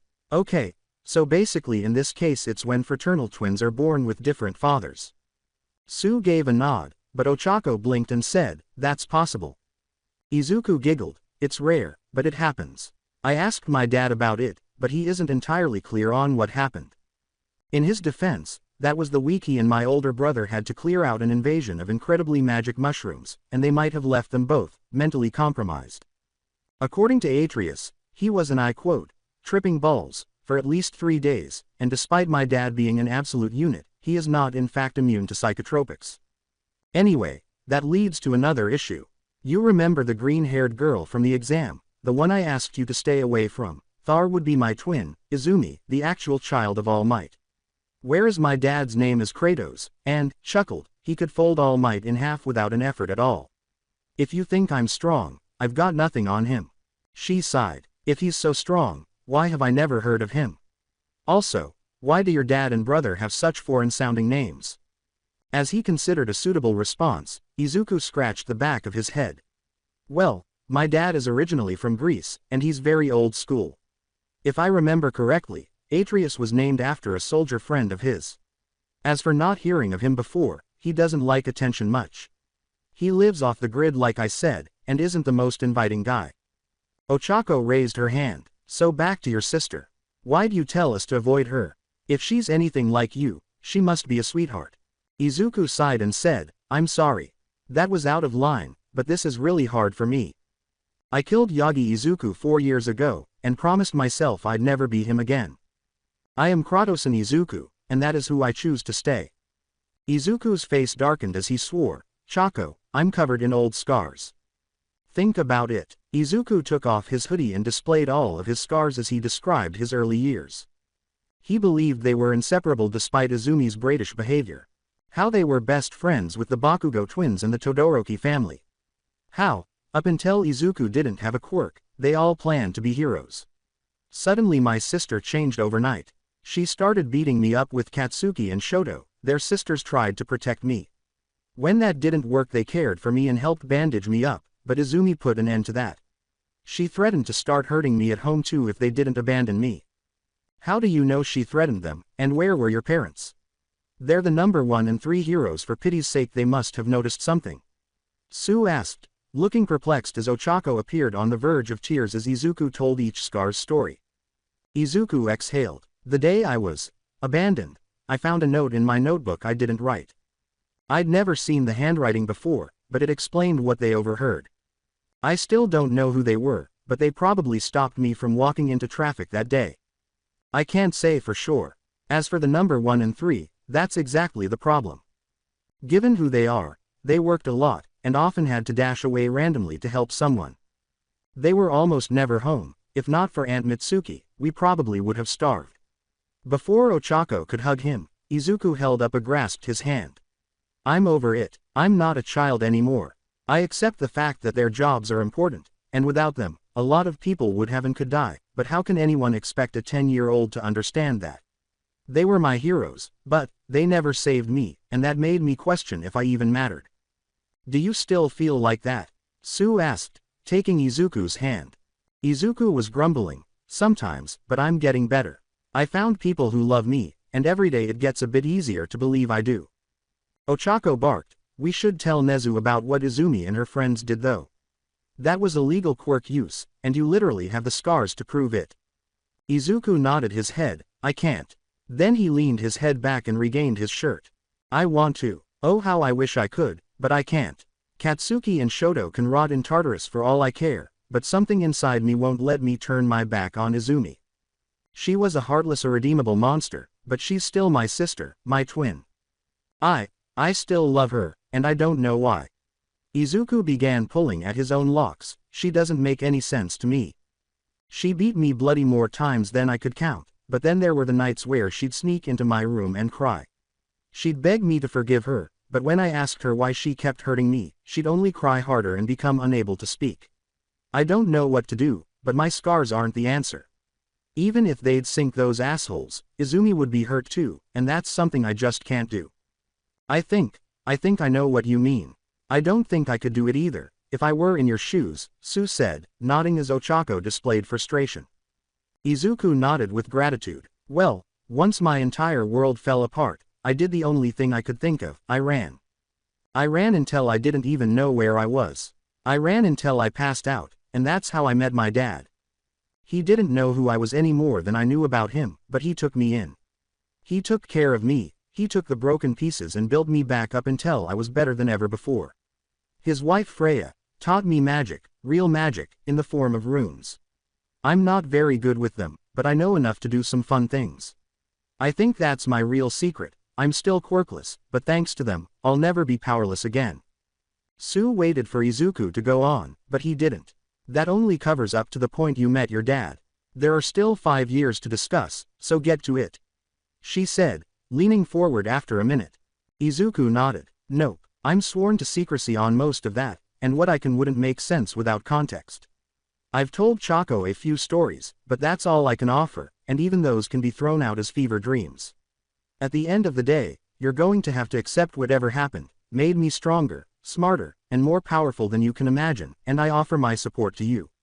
Right now, I'm beat. Why don't you two split the bed? I'm more than comfortable on the floor.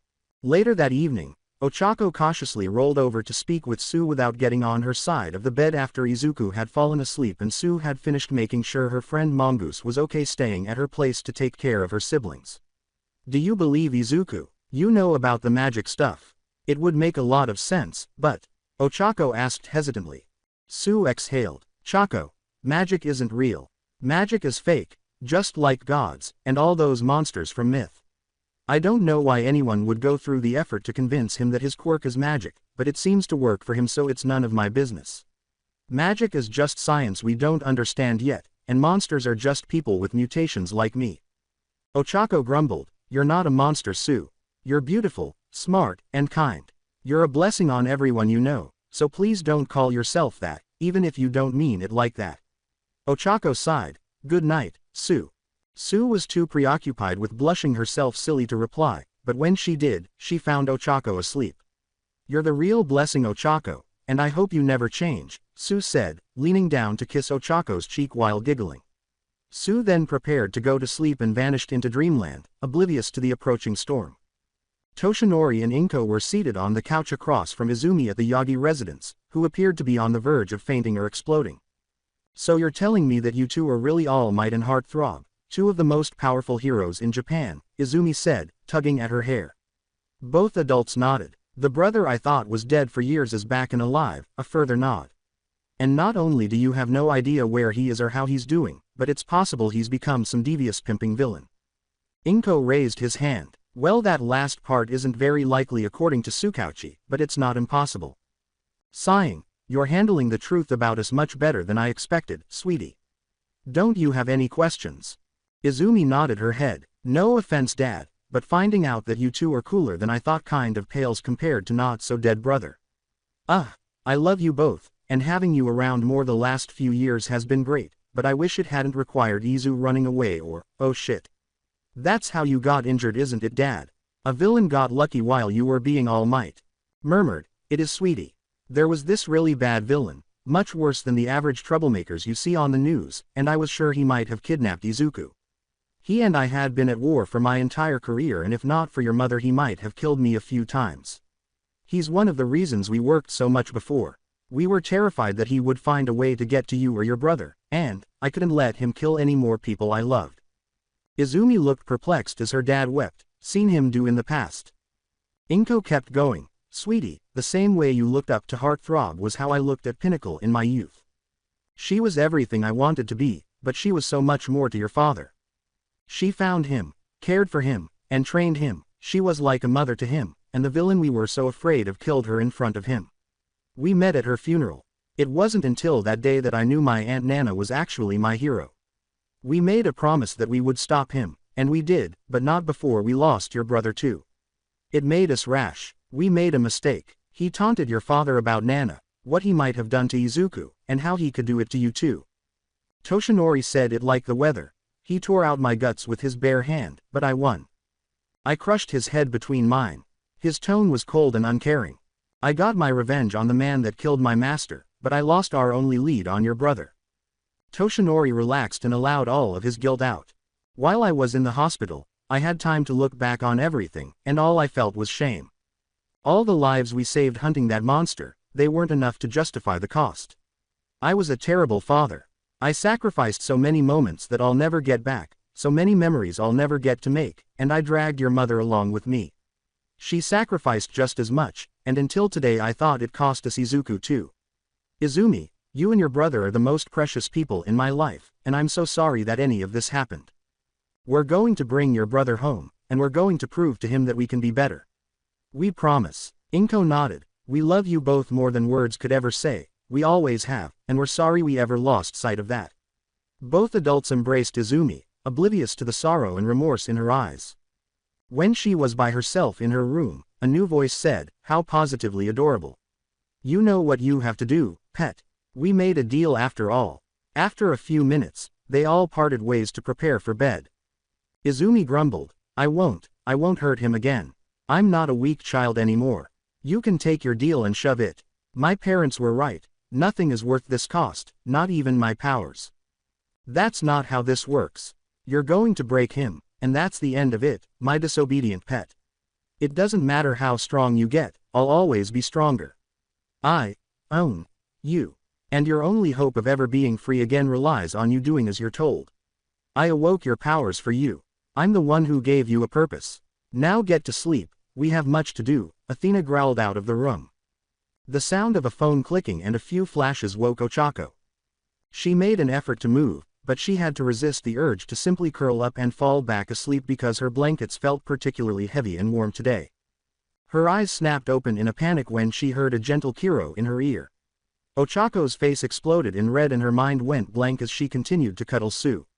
It didn't help that Sue, who was still asleep, leaned forward and kissed her forehead before muttering, go back to sleep dear. You'll wake the tadpoles, and then went back to sleep. Ochako also passed out, but her mind simply shut down again due to overheating. In the meantime, Izuku kept taking photos. If he learned anything from Atreus, it was that blackmail is valuable, and this was high-end blackmail. Izuku ordered 8 breakfast specials to be delivered to his room because he had had enough of one thing and wanted more. Izuku decided to take a shower since he had an hour to spare. The sound of flowing water woke Sue, who struggled to break free from Ochako's hold. Sue grinned at her adorable appearance and was once again astounded by how intense her crush could be. Regretfully, she was also dense. Sue sighed and gave Ochako's cheek one last kiss before standing up and stretching. Sue prepared a clever comment before Izuku held up his phone to display a photo of Sue and Ochako wrapped in each other's limbs as the water abruptly stopped and Izuku emerged, dressed only in a towel covered in tiny rubber ducks. Sue sulked but nodded in response to his sly remark, I have about 3 megabytes of more stuff like this. Say anything and it'll get posted all over UA. Sue blinked in bewilderment as Izuku simply grinned and said, by the way, I approve. Since she doesn't have any older siblings, and as her honorary big brother, I approve. I trust you to take care of our favorite Mochina, so let me know if you need anything. With a faint smile, Sue croaked, thanks, Izune. Izuku gave a bow, sure, I'm going to go get dressed. Breakfast should be here in 20. Oh and Sue, you try to steal my bacon again and I'll retract my approval. K thanks, bye. Izuku slipped into a different room. They weren't sure if it was a large closet or not. Sue, meanwhile, simply sighed and said, I guess I'm used to crazy family, why not embrace a few more? Izumi was sitting in Katsuki's lap in the front room of the Bakugo when she sobbed and informed him, Katsumi, and Shoka that Izuku had returned.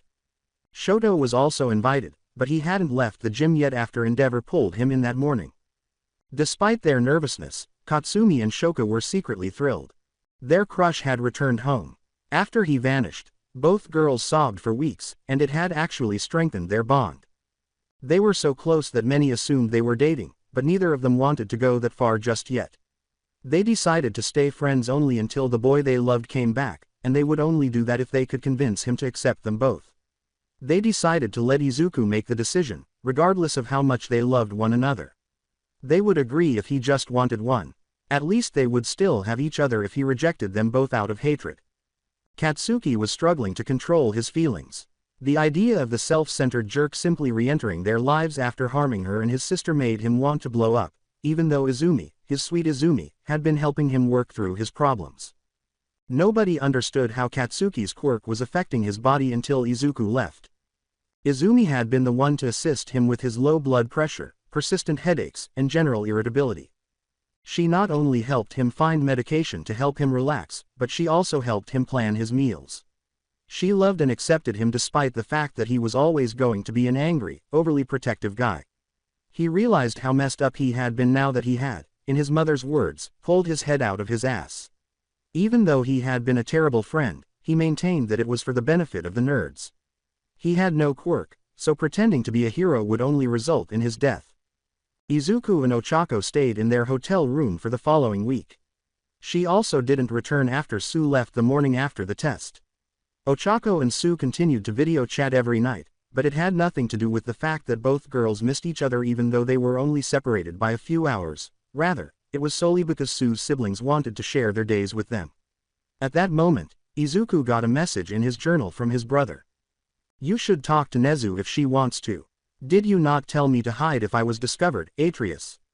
This is undoubtedly a trap." "Yes, without a doubt, but whose trap is it?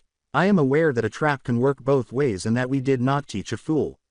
You can't complain when someone else exercises control if you don't. You know, you don't always have to be correct. Nope, smiley face, god of cunning and mischief. In actuality, I must always be correct. In addition, it is my responsibility as your older brother to take care of you." "How about Dad?" "Not at all. The nuclear option is him. I adore the man, but he doesn't solve problems. Instead, his solutions usually lead to, well, oceans of blood. He takes them down, along with the wall behind them. All right. However, let Mom know to be prepared in case I need to leave quickly. This could quickly get out of hand." "What the hell, Zuku? I was studying." Ochako pouted as Izuku closed his book and hurled a small bag of nuts at the back of her head. Ochako's pout began to deepen, so Izuku sighed and said, "Okay, fine. According to my brother, Nezu wants to talk. I don't like it, but he brought up a good point. Also, they can't send out acceptance letters if they don't know where we are." Izuku laughed. "Yes, water rescue is very riveting, riveting." After giving it some thought, Ochako moaned, "Yeah, you have a point, but you didn't have to be so mean about it." Izuku chuckled and said, "I would have thrown mochi, but somebody ate it all." Ochako laughed. "Which reminds me, can we get some more on the way? I think I saw a place with red bean and kiwi mochi on our way to the exam." "Please, Nei-san." "Fine, but you better share this time. Also, I'm going to have to increase your training time. If you keep splurging on mochi, you really will end up with a mochi butt. If that happens, how are you supposed to keep up with your frog princess?" Izuku offered her a playful shove when Ochako attempted to give him a cute pout.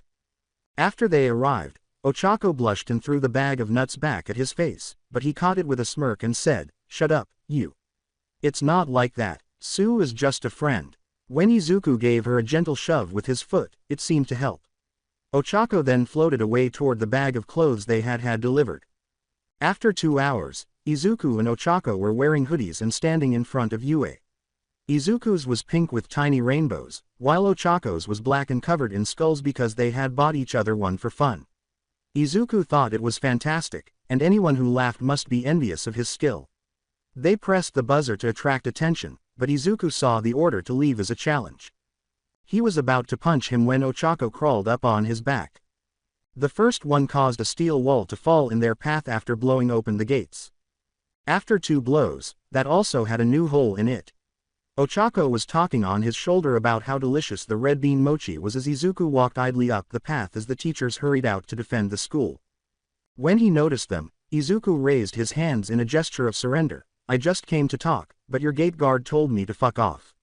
I took that personally, so I decided I should have a conversation with his manager. Frankly, it's just terrible customer service, and what if some impressionable youths had been around?" A greasy man with long black hair and deep bags simply moaned, "Just my luck, another problem child. All right, you two, follow me. Nezu's been very insistent that he get to talk with you." His attitude caused more than a few teachers to perspire. Izuku sighed, "Sure thing, but just a warning, if I catch even the faintest hint of might or throb, I'll be gone, and as I just proved, you can't stop me. Wanna bet, brat?" The man asked with a frown and red eyes. Ochako moaned in discomfort, but Izuku laughed and said, I'll take that bet, Erasure. I'm quirkless. A few people gasped, but Izuku went on, what you see is good genetics and training. My dad saw to that. Also, I've fought things a lot scarier than you, but nice try. Erasure complained and turned to leave. Izuku trailed behind him, but not before reaching up to console Ochako. Erasure bounded off as they arrived at Nezu's office, and Izuku entered. Well, good morning, Uraraka-chan, and, is it Yagi-kun? Came from the desk, accompanied by a squeak and the sound of china against each other. Izuku sighed, Kratos and Kun if you must, and we don't have time for more games if we want to get our business done before Might and Throg show up to cause problems. You're a chimera stout, my brother showed me a few in the wild. After setting 2 cups of tea in front of the teenagers, Nezu sighed and steepled his paws, saying, I am afraid they have to be here in order for any business to be discussed. They are your guardians and they are not. Their son, Yagi Izuku, was officially declared dead last year. My name is Kratos and Izuku. My parents are Kratos and Freya. You were sent a signed document 20 minutes ago giving me legal power over my own person. Do not play games with me. I came as a courtesy in the interest of future cooperation, but if you wish to continue this farce I can leave and take my chances with Shiketsu or Desfox in the United States. When Nezu heard the American school's name, he actually snarled and said, well played. Tell me your story, and I'll consider whether your value is greater than theirs. Izuku largely repeated the story he had told Nezu the night before the test. He did not mention names, but it was clear that Aldera would soon be reviewed. I would like to have your blood tested against all mites to prove your claim. If it is substantiated, I will rule in your favor. Personally I see no issue with non-monogamy, but neglect is another matter. Combined with infidelity, even unintentional, it would be enough to buy you emancipation. At which time, yes, you would be free to act in any way you wish as long as it adheres to the law. Is that agreeable? Nezu said, intrigued by his time in a cage. Izuku gave a nod. I suppose, but I must insist all samples be incinerated immediately after. Gods only know what someone could do with them if they got out. You are polytheistic? Nezu asked, tilting his head. With a shrug, Izuku said, you could say that. Nezu laughed at the thought. In that case, Recovery Girl will be here momentarily. The test will take a day to complete, but while you're here we can discuss your exam results. Do either of you mind if the other is present for this conversation? Oh, course not. Izu spent an entire week making sure I would be as ready as I could be. I want him to see it with his own eyes when I beat him, Ochako said, laughing as Izuku shook his head. Nezu was beaming with pride. In that case let's look at the written exam first. Uraraka-chan, you scored a 98 placing you among the top 3% of applicants to take this exam. Since I keep it fairly standardized to keep things fair, this includes every student to ever attend these halls while I have been its principal. It may intrigue you to know that you share this honor with 13, though both Heartthrob and Yukio managed to edge both of you out. Ochako seemed thrilled and determined to defeat her opponents again. As for you Kratos and Kun, you managed to get a perfect score, beating every Yagi who took this exam. While I can't speak on Yagi-chan, seeing as she is an incoming student, you know Inko-chan's rough score, and All Might, well his written exam remains the lowest in UA history even adjusting for the difference in principle. This caused both teams to scowl. The door was opened and Recovery Girl entered smiling. It's good to see you again, youngsters. I wanted to praise you both for your good work after the practical, but you both disappeared. I'm not sure if you were wondering, but I got Todoroki-chan and Jiro-chan all fixed up in no time and they will be fine. Crush injuries and concussions can be quite severe, so you both did well getting them to me as quick as you did. Ochako averted her gaze like a child caught with their hand in the cookie jar after Izuku gave her a stern look. That is good to hear. Thank you Shuzenji-san, Izuku sighed. The Recovery Girl took a moment to smile and said, of course, dearie. It was my pleasure. Izuku's eyes never left Nezu's, and the blood draw went quickly. When it was finished, the Recovery Girl bowed slightly to each of them before forcing her to go. Nezu seemed at ease. I believe we were about to discuss the practical exam, but before we get into it, we should address how it was scored. You see, villain points were only one part of an applicant's final score.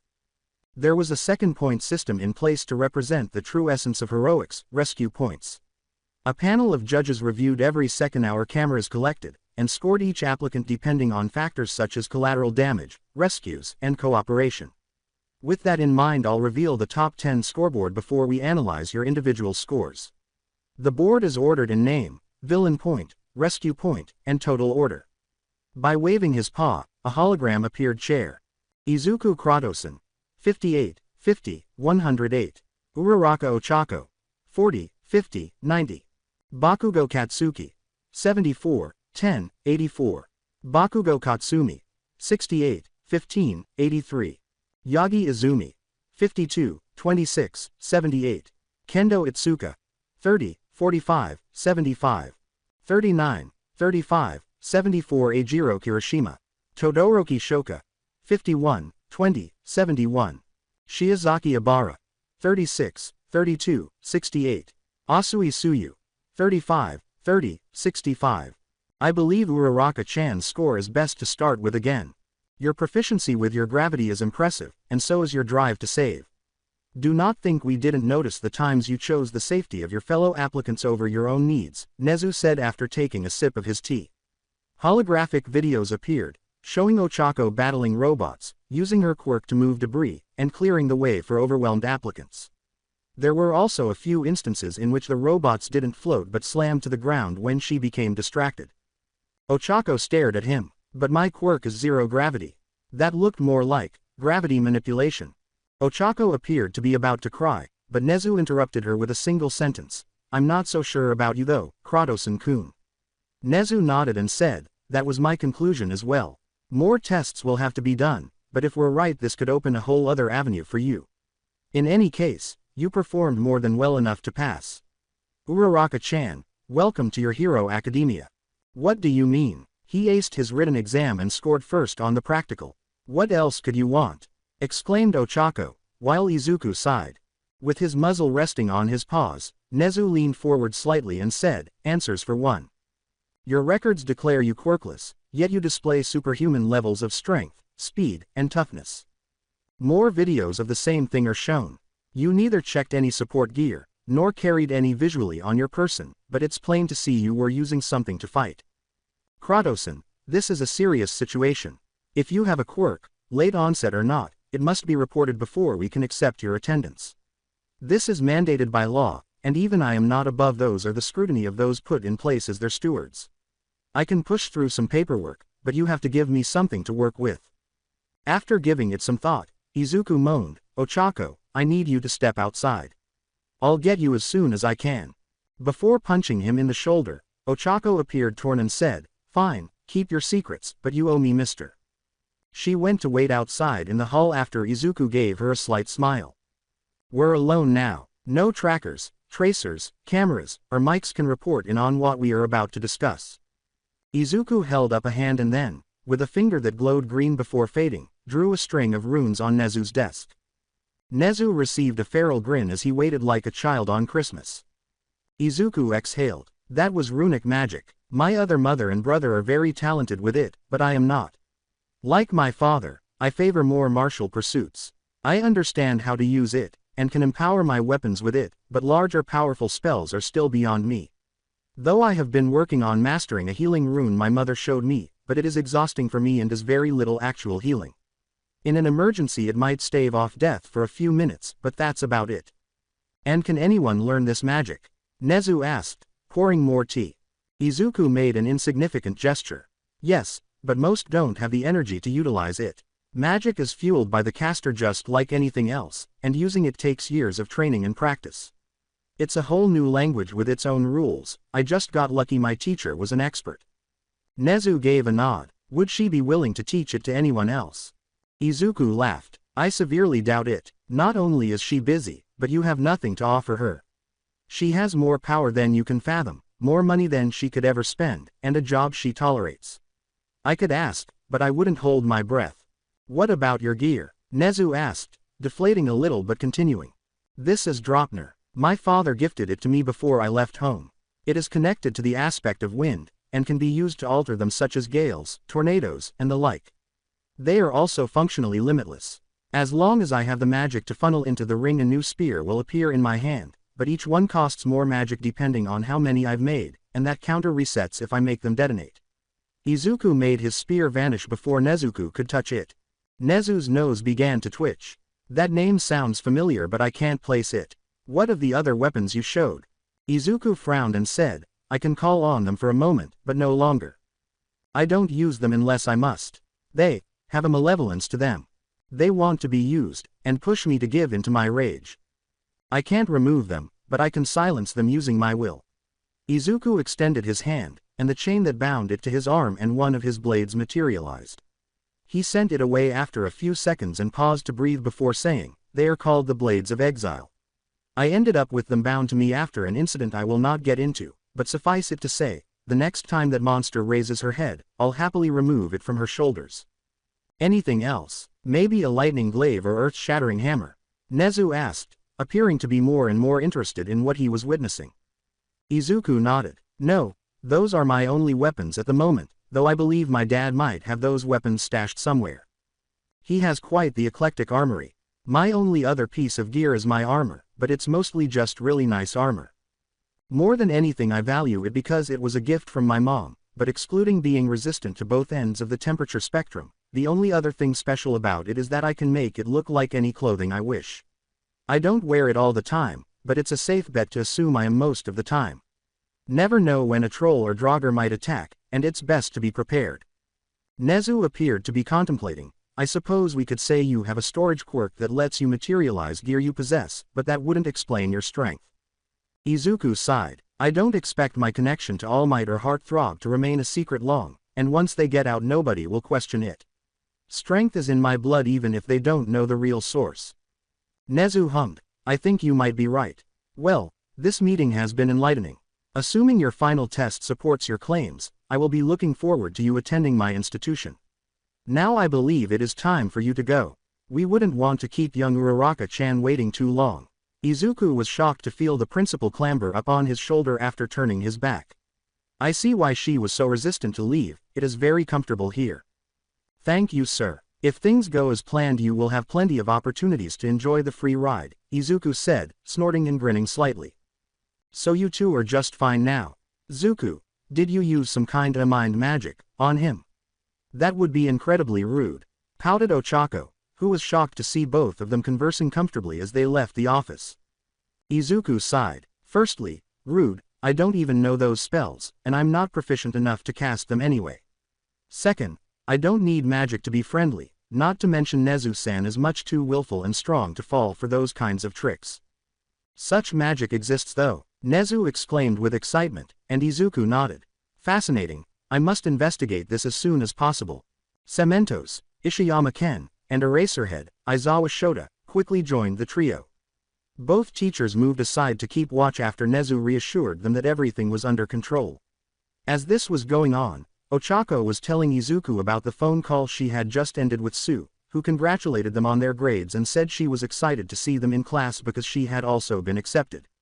The worst-case scenario didn't happen until they were outside. Inko clambered off All Might's back as he landed in a hero pose and blocked their path. Inko was dressed as her hero, wearing a gold cape and a sleeveless forest green bodysuit. She was wearing her usual white sash, gloves, and red boots, all of which were spotless. Her eyes and hair were just beginning to shine again, and even now the signs of heavy crying and stress-eating were obvious, making Izuku's heart tighten. It was fortunate that his father had taught him that no opponent was ever any of those things. Beside her stood the figure he had once thought was a living god, unbreakable, unstoppable, and undefeatable. After meeting real gods, All Might seemed almost tiny, and a part of Izuku wanted to laugh. Inko's eyes met Izuku's right away, and she started to cry as she ran toward him, only to be stopped when a spear landed in front of her. She gave Izuku a heartbroken look as she looked up in bewilderment and saw another spear in his hand, ready to be thrown. In contrast, All Might hurried to seize the spear from his son's grasp, but as he did, he felt a punch that could have broken the earth as it struck his jaw, sending him flying back to land beside Heartthrob. She stutteringly said, What are you doing, baby? Izuku, we just want you to come home. We miss you so much. Izuku murmured, You have me confused for someone else. I'm not your son. All Might raised his jaw and said, Don't be foolish, my boy. We know it's you. Do you honestly believe your parents wouldn't be able to recognize you? Your name is Yagi Izuku, and it's time to come home, young man. Izuku huffed. No, it's not. That boy died years ago. My name is Kratos and Izuku. Don't you have a daughter to celebrate with? I'm assuming fifth on the practical is enough to earn admittance, right? Izuku asked Nezu, who nodded slightly. Don't tell me you're still pushing all of your parental responsibilities onto Aunt Mitsuki. She's a wonderful woman and a devoted mom, but she's not Azumi's mother, and she wasn't Izuku's. I hoped his disappearance might have made you appreciate your remaining child more, but you being here and not with her, not being there when she gets one step closer to her dream, tells me otherwise. Inko's mind raced with the possibility that he might be right, and she shuddered, unable to answer. Were they fighting to catch someone who didn't want to be caught, sacrificing yet another priceless moment? This time, it wasn't even a villain.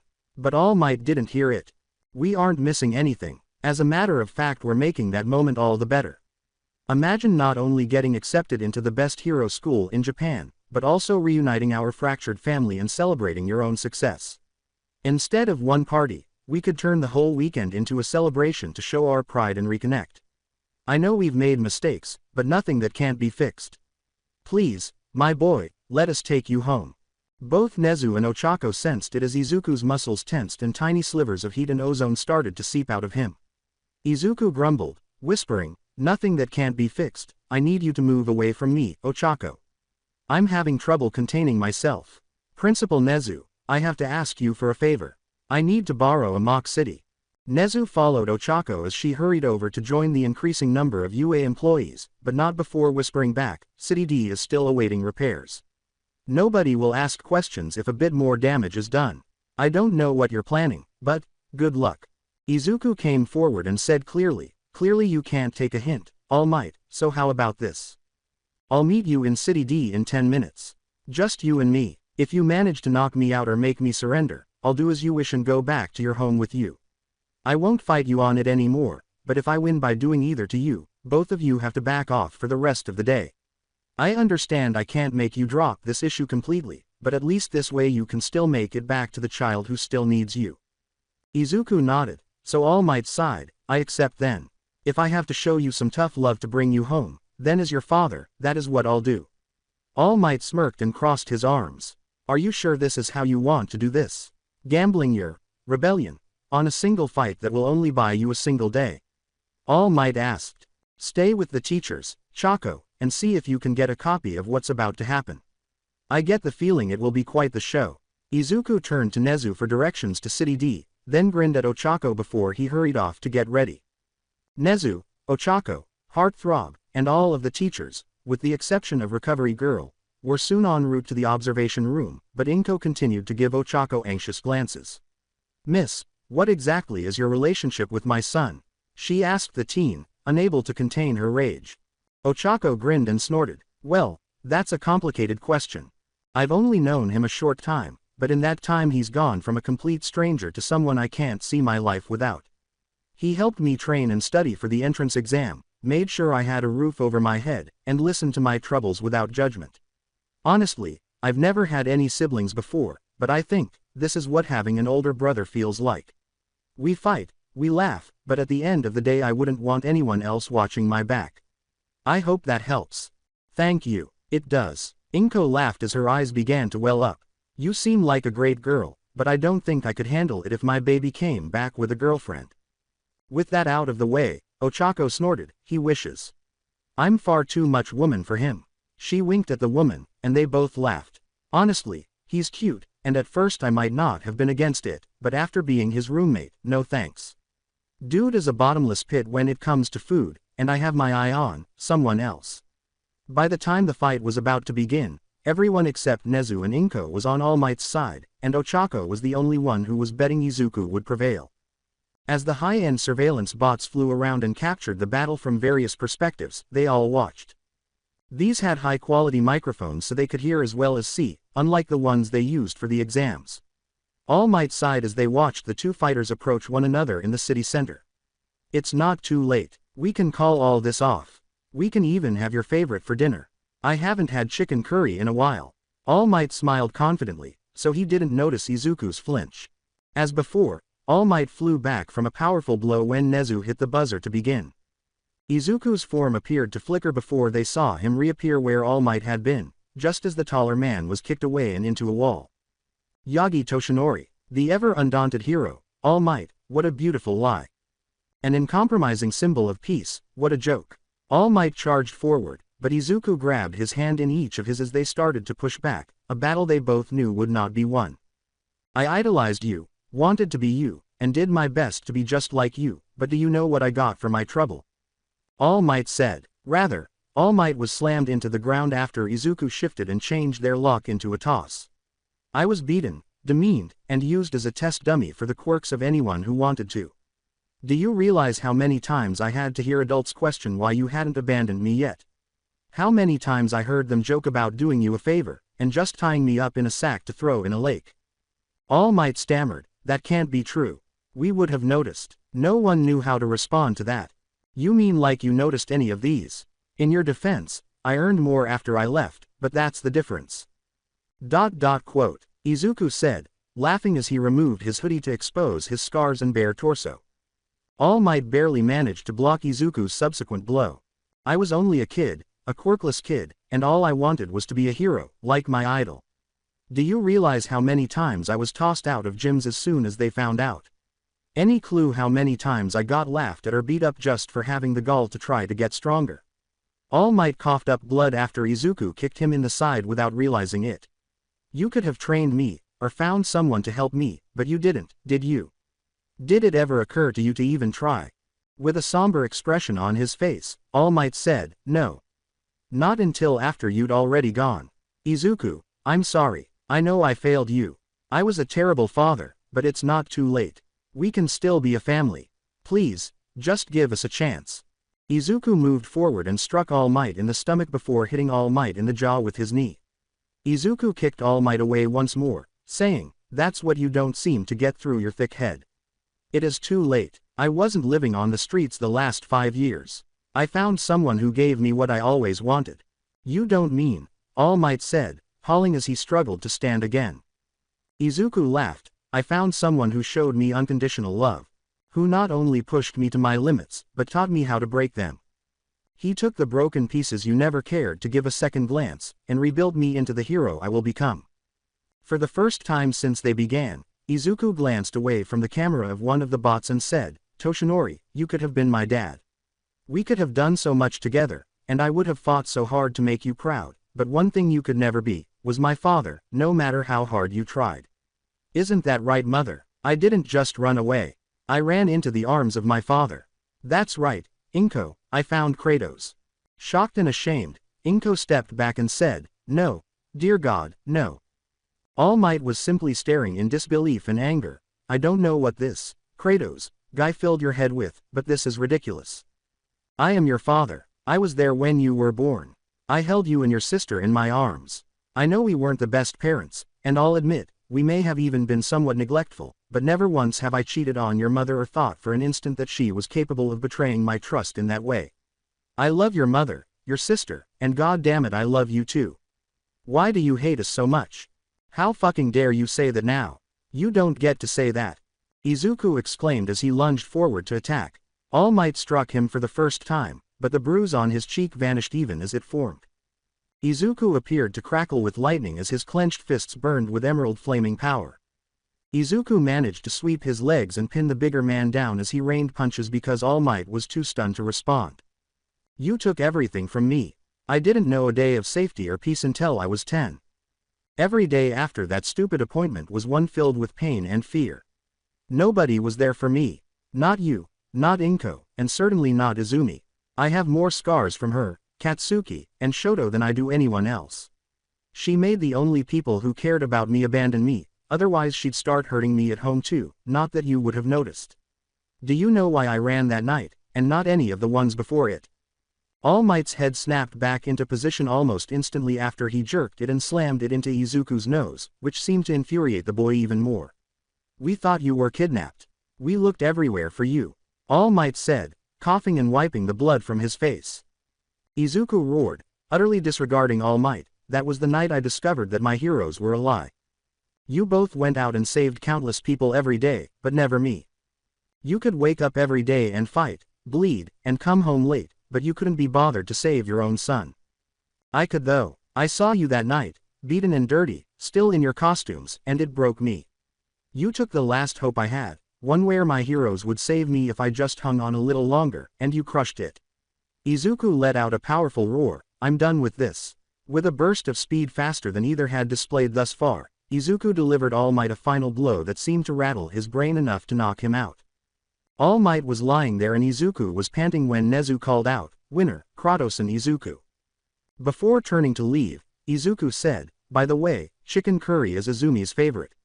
Mine was always Katsudon. It doesn't matter now, but I thought you should know, since something as simple as that proved too much for you to learn in the last 15 years. He then picked up his hoodie and left without even waiting for Ochako or telling her where he was going. Even though she didn't hold him responsible, she was still concerned. Inko was immobile as she watched her son simply leave the observation room. This was unbelievable to her. It had only happened once. One error. No. Inko whimpered and retreated a step. Her head was spinning. Her chest was too tight. The room warped around her. It was too much, too much, too much. She had to flee, but she had no idea where she was running to. Before anyone realized Heartthrob was gone, they only heard a gasp and a door slamming. A few teachers wanted to follow her, but Midnight held up a hand and said, "Let me. Only Inui and I have psych degrees, and if I'm right she needs a familiar face, not a swarm. I'll go alone to make sure she's okay." After seeing that, I wouldn't blame her if she's not. As she turned to go, she noticed that Ochako was following her, and she sighed, saying, "Kid, I said I'd do this alone. We don't want to overstimulate her." Ochako waved her away. "You're not my teacher yet, you can't stop me from walking, and despite what just happened, I know Izuku still cares about his mother. She was one of my personal heroes. She was the second woman to ever make it to the top 3, and has held her position for a long time. Even after everything he went through and how uncomfortable he was, Izuku never told me a single bad thing about her directly. It was always both of them or nothing. He's hurting, and he's been hurting for a long time.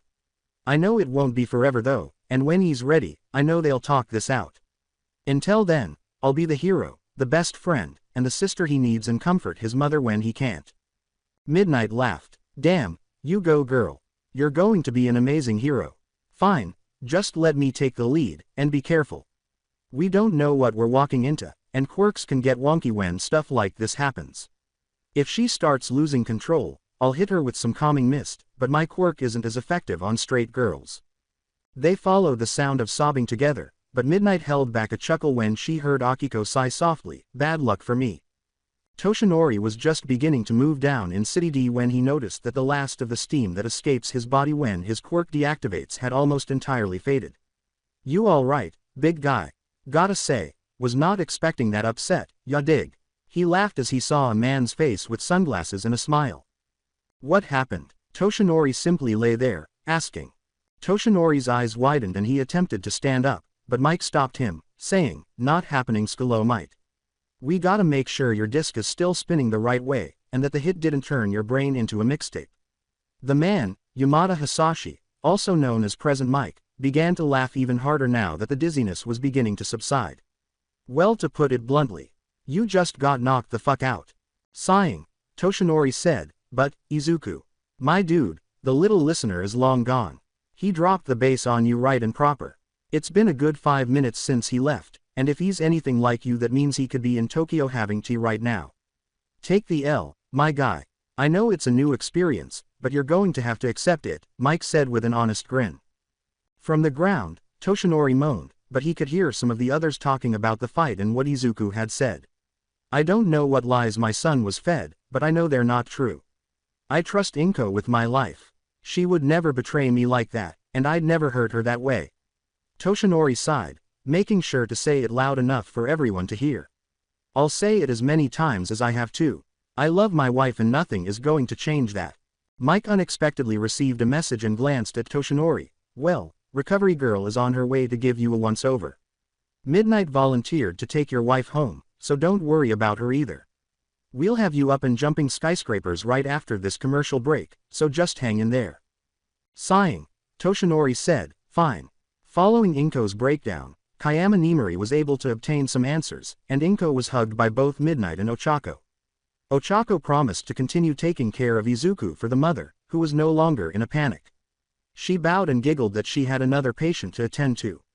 For the first time since they discovered her in an abandoned classroom with twisted desks and classroom debris, the still guilty mother finally smiled. It wasn't a quiet ride to the Yaga's house. Kayama persisted in singing along to songs from an old film called Coyote Ugly, and was able to get her old friend to join in. It didn't seem necessary for her to stay with her and keep her composed until her husband arrived. A blonde friend and a tri-haired girl approached the investigation as soon as they pulled up, and they appeared disappointed that it was just the two of them. The adult-themed hero sighed as the blonde frowned and demanded to know where Izu was and what went wrong. Katsumi helped Inko inside after promising to explain, and Kayama told Shoka what had happened but not what had been said during the fight. Kayama smirked, but she kept it to herself. The tri-haired girl almost swooned when she heard that her former crush had defeated the number one. They parted ways after making a commitment to inform the others and take care of Inko, and Kayama left with more knowledge about the situation than she had anticipated. Inko used to laugh to herself and want to take pictures in secret to send to Mitsuki later, but now she had too many questions after seeing her daughter cuddling and celebrating with her boyfriend. She was conflicted because, if Izuku had been telling the truth, they had done terrible things to him. She loved Toshinori, Izumi, and Izuku, but had she done something wrong without realizing it? For what other reason would her adorable daughter harm her infant son? Why would he lie about it if he didn't? Inko suppressed the emotions and inquiries rather than speaking. This was not the moment. She would celebrate the team's acceptance of Yue and pretend nothing had changed for at least one more day. The atmosphere had somewhat changed by the time Toshinori got home, and the fact that he did so by himself confirmed that Izuku was still gone. With chicken curry and cake being served, the party became noticeably more solemn but still enjoyable. The Yagi woman attempted to strike up a conversation after the Bakugos and Shoka had left, but Toshinori was not interested. You don't have to defend yourselves. I know it was all lies. You two are my whole world. I love you both, and I promise we'll figure out a way to bring Izuku home and clear everything up for him. I've never heard of the villain involved before, but rest assured, I will get to the bottom of this and free Izuku from his dark control. Toshinori simply smiled and hugged both of them before saying, you don't have to defend yourselves. Even though he never used more than 10% of his total strength, that beating was noteworthy even though it wasn't the worst he had ever experienced. Which parent could? After all, he didn't want to harm his son. Late that night, Izuku came back to their hotel room to find Ochako curled up on the bed with empty mochi containers all around her, looking anxious even as she slept. Izuku sighed, cleaned up a little, and gave her cheek a gentle pat, which somehow relaxed the gravity girl and seemed to ease her anxieties at last. But he didn't rouse her. Rather, he went to his usual sleeping spot in the corner and let himself drift off to sleep. The day had been exhausting. Izuku snoring was the first sound Ochako heard after waking up and stretching. Izuku has been up first since the day they first met, and this demonstrated that even when he laid his eyes on the couch, he never fell asleep. She was about to wake him up with a cheeky smile when she noticed something else. He slept with an emerald glow, the chain marks on his arms pulsing slowly. She giggled because it almost resembled those glitzy lights some people had for their computers that pulsed and lit up when the machine was in sleep mode. She shrugged and left him alone. Perhaps he wouldn't stop her from witnessing the scene again if she did, and he simply had such a serene appearance. Ochako changed into some suitable training attire and got ready to perform some warm-ups and stretches. The gym was a temple to self-improvement, and Izuku was a devoted fitness fan who had shown her the splendor of his faith. She went to investigate after hearing a knock on the door. A woman with long black hair, tiny red spots under her eyes, and snow-white fox ears sticking out of her hair was one of the two figures she saw outside. She was described as radiant. Despite her severe demeanor, she exuded an indisputable warmth while standing in a spotless white and gold business. A man who appeared to be her complete opposite in terms of attire was standing next to her. He appeared to be the epitome of calm relaxation while the woman screamed seriousness, business, and order. He appeared to be just another guy taking a stroll in his cozy silk gray sweatpants and white sleeveless t-shirt. His top not only made her think of yoga instructors, and his blue eyes glowed with unending compassion and understanding for seemingly anything that came his way. His slightly golden skin gave her the impression of peaceful meditation in a park. His noticeably long ears were the only strange thing about him, but she wasn't one to pass judgment because she had permanent blush marks. "Can I help you with something?" Ochako asked, carefully opening the door while keeping it latched to provide some protection. With a smile, the man said, "We hope so. You see, we have a bit of a problem and came to offer your friend a job." Although Ochako was anxious, he stumbled and said, "I don't know. Zuko isn't the most comfortable around strangers." The woman flashed a brilliant white grin. "Young lady, you don't need to be scared. We're associates of his mother, Freya, and promise to not cause any violence while we're here. If you'll give a moment of your time, I'm sure he'll thank you for it later. He's sleeping right now. I'll let you in, but if you try anything or hurt him, I don't know. I'll throw you into the sun or something," Ochako said after briefly shutting the door before opening it. For some reason, this made the woman laugh, but as she entered, she nodded slightly and bowed in understanding. "Now that I can see you better, you seem to be an enlightened soul, or at least one who is making great strides upon the path. In your eyes I see kindness and understanding. You see the world as something flawed, as it is, but without judgment. You seek to aid others and give them peace of mind and safety, more admirable qualities. I also see a great desire for wealth, but not greed. You desire wealth so that you may use it to care for others, don't you?" Ochako looked at the man in awe as he spoke, his skin appearing to glow brighter and more golden as if his own joy and understanding were making him shine. The man moved to join her, but paused for a moment, before she nodded. She started to drool as the man gestured for a pastry to appear out of thin air. "In that case, accept this gift. I believe you are worthy of it." When Ochako took it, she was taken aback to discover that it was a plump mochi. She then bowed her gratitude and started eating. It was a peach mochi, but her head was spinning from how sweet it tasted. More than that, she felt a wave of exhaustion begin to set in as a new strength surged through her, and the sweet sensation seemed to run through her like electricity. Missing the woman's expression of silent frustration, Ochako led them inside. Ochako led the two to the couch and offered them tea, but they turned it down. Ochako stumbled a little and tried to wake Izuku, but he was on guard and changed with a frustrated expression on his face. Ochako gave him a dejected pout before Izuku pulled her into an embrace and whispered, "Stay close to me, and try to remain quiet. I don't know who they are, but they're dangerous." He then gave her another squeeze and said, "Don't worry about it, Choco. Nothing you could have done would have prevented this. You letting them in just helped make sure things stayed quiet. They seem nice though, and the man gave me mochi. They can't be all." Ochako continued to pout. Before his frown deepened and he let her go to barge into their living room, Izuku froze and gave her a stern look. "How dare you? Did you even warn her? Let her know the consequences." Izuku spat after stumbling a step upon seeing the two. "Apologies, young man, but it was intended as a gift. I meant no harm. If you've heard of me then you know that much is true."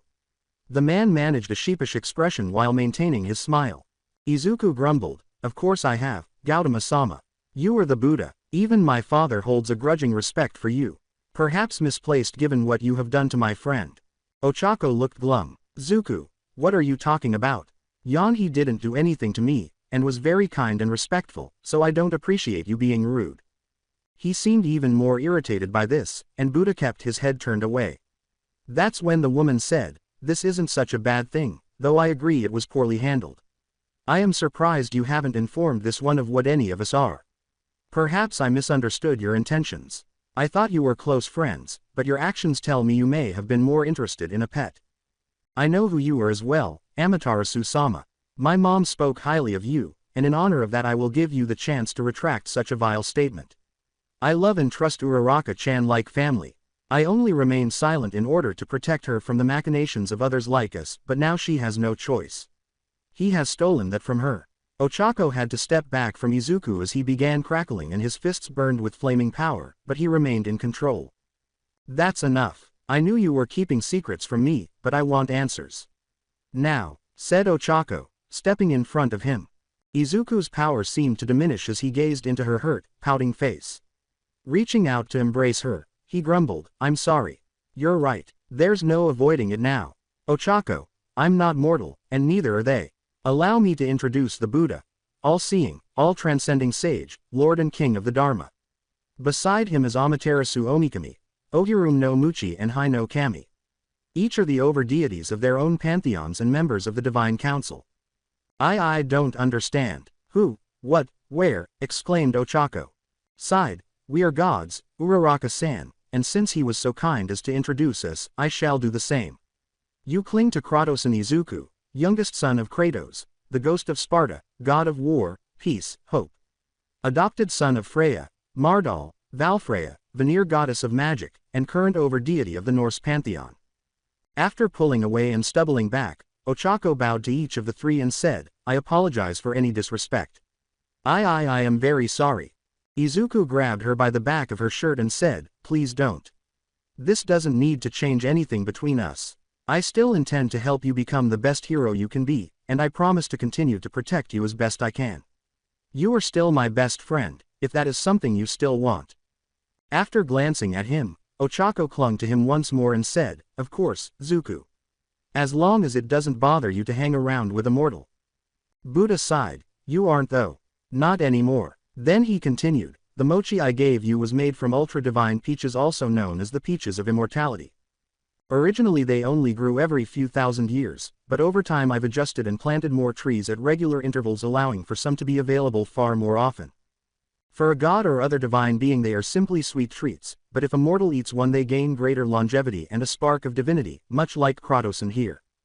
You see he is a child of a god, a demigod, giving him a natural spark and if he desires the ability to become a full god later. My peaches are a synthetic way to do much the same. I only give them to those I believe worthy of the opportunity, and while Kratos's spark is permanent, yours could fade with time if you don't choose the divine path, or continue to receive more peaches. Nodes in Amaterasu, this actually segues well into why we are here. Kratosan, as a child of the ghost, the Norse, and Japan you sit in an intersection of power. As you know, I have allowed my territory to include a number of pantheons who work with me toward my goal of peace and order. I would like to invite you to begin your own. I know your brother is comfortable in his role as one of Freya's trusted advisors, but seeing as you've chosen to set up base here, I thought it only prudent to extend my hand. I offer you what assistance I can, and an official recognition of your right to build your own divine family. All I ask is that you use said opportunity to protect your home and ours. Izuku frowned and thought about it. Your offer is tempting, but I don't see what you get out of this, either of you. I'll say this plainly, since neither I nor my father have ever enjoyed the word games of politics. Raijin and Fujin have long been protectors of Japan, and while chaotic, they have always done good work. Why would you need me? Sighed, as you know, the divine beings of the past have started, pulling away from the mortal plane. They do their jobs, and maintain their agreements, but a growing number don't see any fun or challenge in the world as it is now. Mortals have advanced to the point we need not do much. Like parents seeing their children become adults, they have become far more self-reliant, so only the tasks of managing the foundations of reality remain. Sun must rise and fall, time must move forward, and the wheel of life and death must keep spinning. As a result, the protections of old are deteriorating. Many would come at the calling of a new divine war, but beyond that most are at peace just enjoying their private kingdoms and see no point in leaving them unless challenged. That is where you come in. You represent a new age of gods. You live among mortals, and live as they do. You are not separate from them.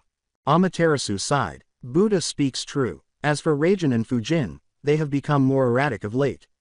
I allow my pantheon a great deal of freedom to do as they see fit after all. As a result, I haven't seen Fujin in more than 20 years and Raijin is avoiding me for some reason. I could investigate if I desired to, but if I did so every time someone acted slightly off, I'd never have time for anything else, and I am a business goddess. I see. How would this work? Should I accept? Izuku said with a nod. Chuckling, I would offer you the same freedom I allow anyone else. As long as you don't make something my business, it's yours to handle as you see fit. Nodded. I will also be watching, and if you perform well, I can provide my own assistance. Not only do I maintain a good relationship with most pantheons worldwide, but I am the only one in possession of my peaches. Should you require them, or assistance in setting up a meeting with a particular cute god, it wouldn't be so hard a task. Given that you haven't shared a bed with this one, I doubt you intend to make her your queen, but as you know, I don't judge. We aren't like that. Blushed Ochako, he's like a brother to me. Laughed, I married mine once. It didn't end well, but I've seen it work for others. Amaterasu laughed, I believe young Kratosan's father once had an orgy with multiple of his sisters and others. You will find that such things are not as taboo for us as they are for mortals. Izuku opened up. I won't say I'm not interested in your offer, but would like time to consider. I will reach you through official channels with my answer soon. Thank you for coming by. Amaterasu replied, of course. In the meantime, I will temporarily ignore the presence of your pantheon of two, but please don't keep us waiting long.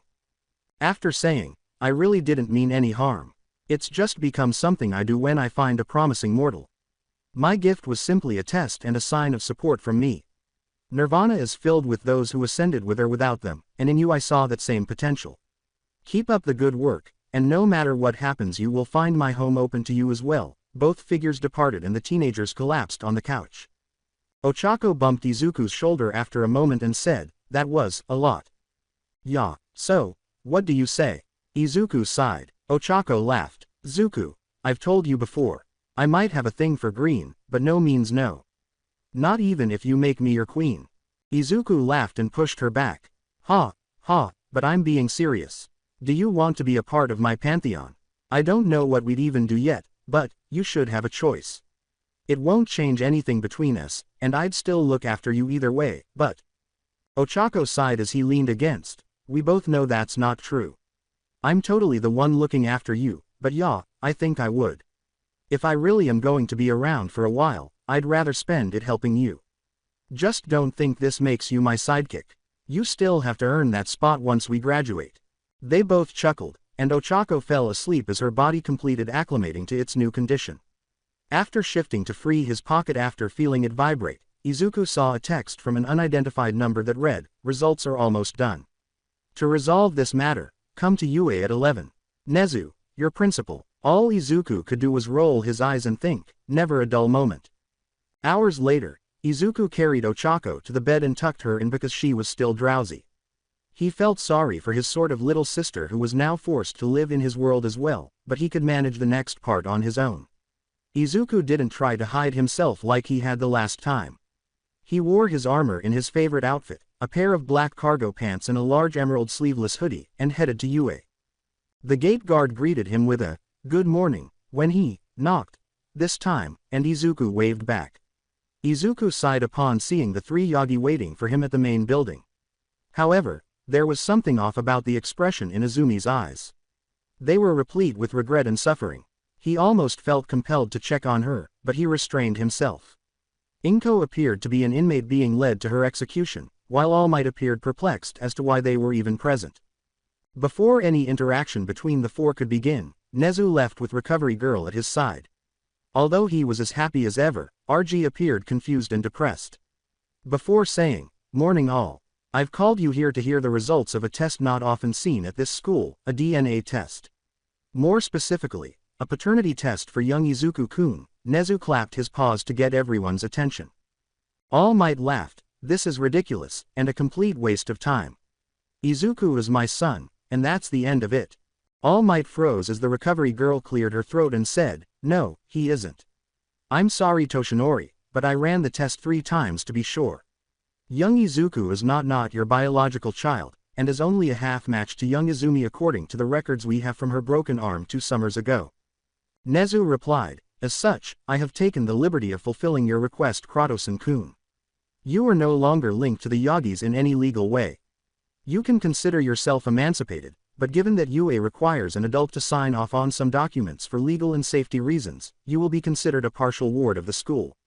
You retain your own rights, but in the event of an emergency and you cannot for some reason make that choice, it becomes UA's decision. Is that acceptable? With a nod, Izuku said, yes sir. In that case, is there anything you need from us at the moment? Nezu asked, still grinning. Not really, I'm fairly self-reliant. While I'm on campus, am I allowed to use the gym? Izuku grinned, and Nezu nodded. In that case, I only have one other question. I understand that students can rent dorm rooms. If I pay for the construction, would it be possible to have something a bit bigger built? I don't question the quality of your usual dorms, but it would be nice to have something I can call my own, at least for a few years. After giving it some consideration, Nezu shrugged and said, I don't see why not. We would need to discuss logistics and prices, but it could be arranged. Izuku bowed and said, thank you sir. I'm looking forward to the start of term next week. Nezu and the recovery girl nodded back, and Izuku left without saying anything to any of the Yagi, though he nearly laughed at All Might's expression of total shock. After his brain blue screened, the man appeared to be in the middle of rebooting. Izuku vented his nervousness by slipping into an alley once he was outside and away from the school. Inko appeared to be in complete disarray, and he hadn't anticipated seeing Izumi again so quickly. Although he was now free, why didn't he feel better? He achieved his goal. Now, it was entirely up to him whether he wanted to see any of them again, and they understood what it was like to be abandoned. However, he remembered the expression in Izumi's eyes, and it made his stomach turn. She was his sister, his twin, and something was wrong, whether he liked it or not. He hated the fact that he cared even though he knew he shouldn't. Izuku was startled out of his reverie by a strange sight. An army of moving ancient hero figures, an old iron tub with a tongue-like top, and a squirrel the size of Nezu wearing a vest and eye patch. Izuku saw a group of Crimson Riots, a few Yoroi Musha figures from his early career, and at least 3 pinnacles. Izuku drew Draupner and assumed a combat stance, bracing himself for battle. The squirrel appeared to go pale, but he smiled when he saw the spear. Just as Izuku started spinning the spear and generating a windstorm that blew back some of the smaller or less durable toys, the figure dashed through his legs and hid behind them. Ratatosker, what are these things, and why are they after you? Izuku moaned without averting his gaze. Ratatosker sighed, Tsukumagami, and we can discuss that once you've driven them off, Master Kratosen. Izuku gave a nod and went to work. To be honest, the Tsukumagami were not very strong on their own, but they were obnoxious when they attacked in large numbers. The Crimson Riots were powerful enough to cause bruises wherever they struck, the pinnacles flew around and served as a distraction, and the Yoroi Mushas had small swords and their black Herculean armor was sturdy if not directly stabbed. The fact that they were small and difficult to hit didn't help any of this. Ultimately, in order to create space and ultimately eliminate the tiny terrors, Izuku had to employ both swift stabs and wider area wind blasts. The old tub attempted to slip around in order to catch Ratatosker, but a quick series of stabs punctured it enough to cause it to fall to the ground inanimate once more. Last week I was delivering a message to an old friend when we were attacked and taken against our will. I naturally escaped, but I didn't recognize where I was, so I followed a familiar scent. That was what brought me to you, Master Kratosen. I would be much obliged if you'd go and repeat that little display to free my friend. He's grown reclusive of late, but I'm sure he'd be willing to make you something nice in exchange for the rescue. Izuku grinned. Don't worry about it, Tosker. Consider this one on the house. You've helped my family a lot over the years, and it's only fair I return some of that goodwill. As a matter of fact, I'll send a message to Atreus later to see if we can't get some of those dark forest nuts you enjoy as an apology for not coming to help sooner. With a paw rub, the squirrel said, You're one of the good ones, young master. Now, please hold your nose. This place is going to be rather fall. Izuku arrived at Dagoba Beach, a once beautiful location that is now an illegal dump, a short while later. A tiny hole with a hazy ring appeared above one of the stacks after Ratatosker drew a few quick runes in the air. Izuku rubbed his temples as Ratatosker saluted, backflipped, and vanished. If he can return to Yggdrasil like that at any time, why was he running? Probably forgot in his panic. Well, time to free a new friend.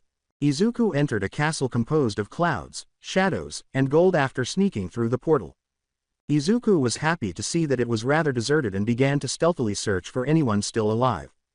After some time and a dozen rooms, one of which appeared to be a reasonably cozy teen room with a guitar in the corner, he finally located something, or rather, someone, that he knew. A dwarf with short brown hair and a short beard stood hammering furiously at something. Although his armor was a little worn, it was in excellent condition and obviously well maintained. Izuku entered the room and looked around, but there was nobody there. Izuku walked around to avoid frightening him and said in a whisper, Hey, Ratatosker sent me to get you out of here. I need you to come with me. I'm stuck. It's made with foreign magic too, so none of my usual stuff can break it. Just go home. The dwarf rolled his eyes and said, Kid, I don't know who you are, but I'll be free soon. I just need to finish that blowhard's request and I'll be able to go. Much as I appreciate the save, he displayed a shackle around his ankle. Izuku saw a tall red Oni with spiky black hair enter the room while hiding once more. He maintained the beat on his taiko drums with each step. He wore a fundoshi with a tiger print and a half kimono with a cloud motif. The figure chuckled. Come on Sindri, cheer up. At least I didn't rough you up much, and you of all people know how it feels to lose a brother. I need this weapon, and while I would have liked to do this politely, you told me to piss off, so I had no other choice. Sindri grumbled. Don't talk like you understand, Rajan. Brock was stolen from me. Then he began to frown, saying, we aren't alone. No one may trespass in my castle without me knowing it. Now come out, thief, or I'll start making the whole place tremble. Rajan laughed, sure, whatever, just hurry it up. Izuku breathed a sigh of relief and emerged. Just so you know, neither Freya nor Amaterasu will look kindly on you kidnapping him. I'd let him go right now, before this situation gets any worse. Glaring, Rajan said, they won't know if nobody tells them. Looks like I have to squash a bug that's forgotten its place. Rajan accelerated his drumming and threw a lightning fork at Izuku, but the teen rolled away before he could get it off. Izuku thought about summoning Draupnir, but changed his mind. It would only be used as a lightning rod, which would be counterintuitive, even if it were strong enough to be helpful. Izuku debated with himself whether to use his blades as he ducked bolt after bolt. He certainly wanted to win, but he knew that if he drew them, there was a good chance he would kill Rajan, and that would not be acceptable. While he was trying to think of something else, Sindri yelled, try using these, kid. I'd prefer you had him over him anyway. Izuku turned and put on a pair of seafoam ring bracers that looked like metal bracelets. Izuku said, now bump your knuckles together, and show this blowhard how it's done.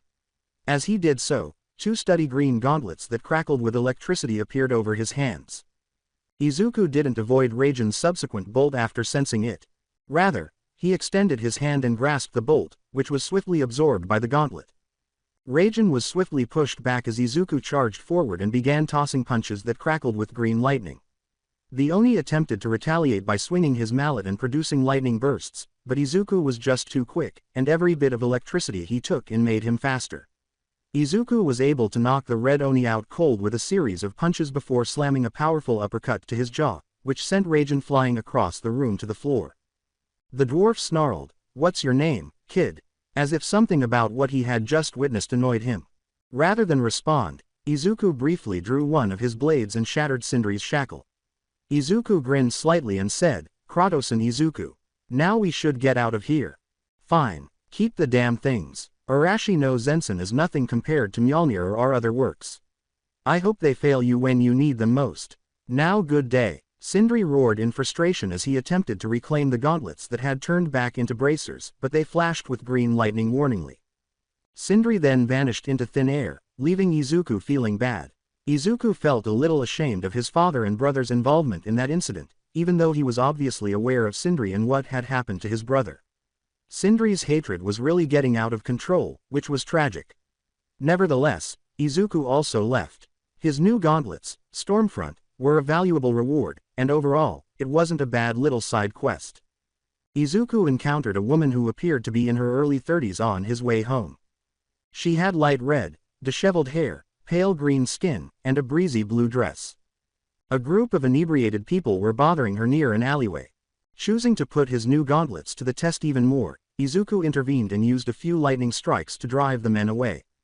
However, he took care to avoid hitting anything with them so that no one could accuse him of using a public quirk.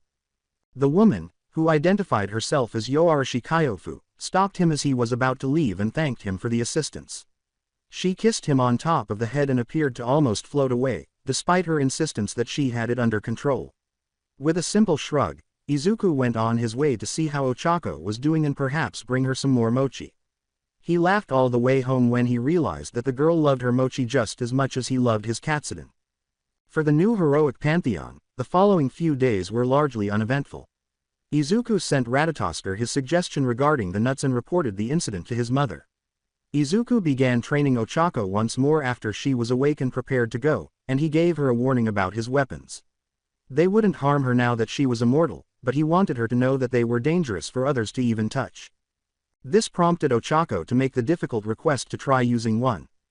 Even if he were able to use his blades, he would not allow anyone else to bear their weight.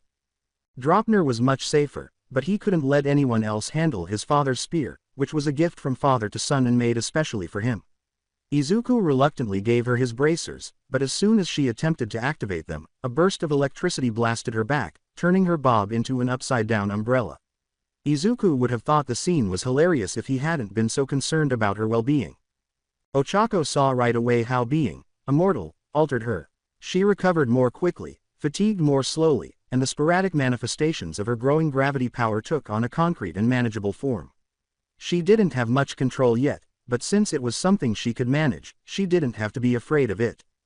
On the fourth day following the visit of the over-gods, Ochako sat down after training and sternly said to Izuku, "We need to talk." "What about, Mochi not?" Izuku grinned. Ochako took a moment to breathe before sighing. "I thought about the offer we were given by Buddha and Amaterasu-san along with what I heard, and I think we should do it. We're going to be heroes anyway, might as well become guardians of Japan, as well." Izuku replied, "I actually agree. After that fight I had with Raijin, I realized that there wasn't a difference between the two, and the benefits could be worth it. We'll have to make sure that they know we aren't guard dogs, weapons for them to use, or puppets to be manipulated, but I didn't want to pressure you into it if you didn't want to." Izuku blinked but showed no signs of stopping, so Ochako went on, "We're going to kick so much butt." Ochako sighed, "There's something else though, I think we should tell Sue. She would be a great ally and she's our friend. Even though it's unlikely to happen again, I want her to have a choice about whether she wants to stick with us or not, and let's be honest, if she sticks around without being told, she'll either die or end up like me." Izuku rolled his eyes. "But Sue might, and I don't want to ever hurt her." "Since when are you wise?" Izuku moaned after giving it some thought. Ochako laughed and accepted the jab. "Fine, we'll bring her up to speed tomorrow. Her parents said they wanted to meet us anyway, so I'm sure we'll find a quiet moment sometime tomorrow to do it without any of her family listening in." Leaping forward, Ochako embraced Izuku and said, "Thanks Zuku. I knew you'd understand." Izuku returned the hug and grinned. "I'm not the biggest fan of bringing more people in until I know I can protect them, but it's not just my secret, so I can make an exception for your girlfriend." "It's not, we're not, oh just shut up you." Ochako blushed and began swatting at Izuku. Izuku simply laughed and allowed Ochako to pout. Sue felt anxious. What if they were disliked by her family? After meeting her family, what if her friends decided they didn't want to be friends? Ganma, her father, was sitting on the couch with Samadare, watching a movie, and Satsuki was bouncing on his knee while she freaked out in her room. Ganma had a wide toad-like face and short black hair, but his clients found comfort in his usually emotionless face, which gave the impression that he was in complete control of every situation. Belle, her mother, was in the kitchen finishing up some cookies in preparation for Sue's friend's arrival. Similar to her son, Belle had small blush marks and a more typical appearance, but her large round face contrasted with her larger hands and feet. Satsuki gave one last bounce when the door was knocked on, but she angled herself to perform a flip in midair before landing and sprinting to answer it. "Izu ne, stop it, that tickles," she exclaimed, and the entire Asui family heard her giggle. A moment later, a tall boy with green curls and a giggling Satsuki in his arms entered after a girl with large round cheeks, blush marks, and brown hair in a bob. "I'm guessing you're Suyu's friends then." Ganma cleared his throat and croaked, a little deeper than Sue's well-known Kiro. At that moment, Sue leapt down the stairs and embraced Ochako, saying, "Hiro Ocha, it's so good to see you. Hiro, it feels like forever since we got to see each other, but that's going to change soon. We're all going to be in 1A soon, Kiro." "Big Green?" asked Samadare as he approached Izuku and bumped fists. "Little Green, you still having issues with that Sakura girl?" Izuku asked, nodding in return. "Kind of, but now she wants to try to hold my hand all the time, and it makes me feel weird. Could you give me some advice, again?" Samadare said, blushing and averting his gaze. Izuku knelt so that he was roughly eye to eye with Samadare as Satsuki laughed and hopped back to her father. Samadare nodded as Izuku smiled and said, "So, let me ask a few questions to make sure I can give you the best advice I can. You said she makes you feel weird when she holds your hand. Is it a bad weird, or a good weird? And you know the rules, I can only help if you're honest with me, okay?" Samadare tilted his head. It feels like my stomach is all squirmy, and my chest is warm and tight, but I like it." Izuku nodded. "Okay, and how would you feel if a bigger kid tried to push her around or was being mean?" "Sakura is really strong, but I'd still want to, ya know," Samadare said, his face hardening. Izuku gave a nod. I see. Well, I think I know what's going on, so, here's my advice. Embrace that feeling. Let it be the fire that guides you and makes you stronger.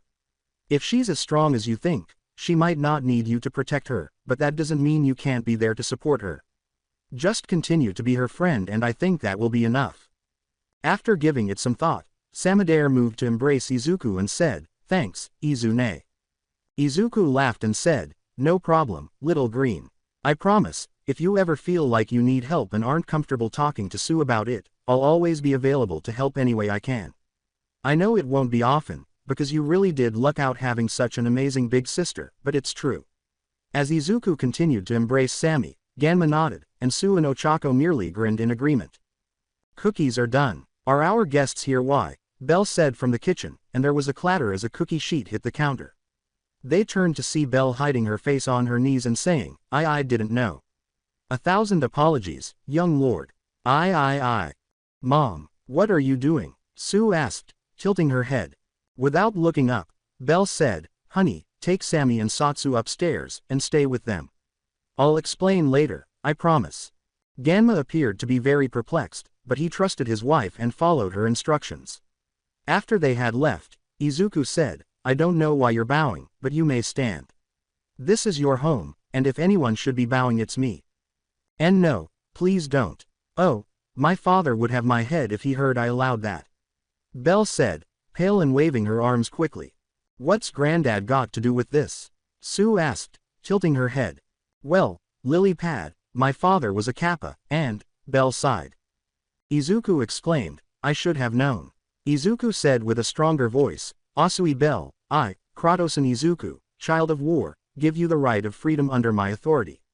As long as you remain in my presence you are free of all social responsibilities and restraints.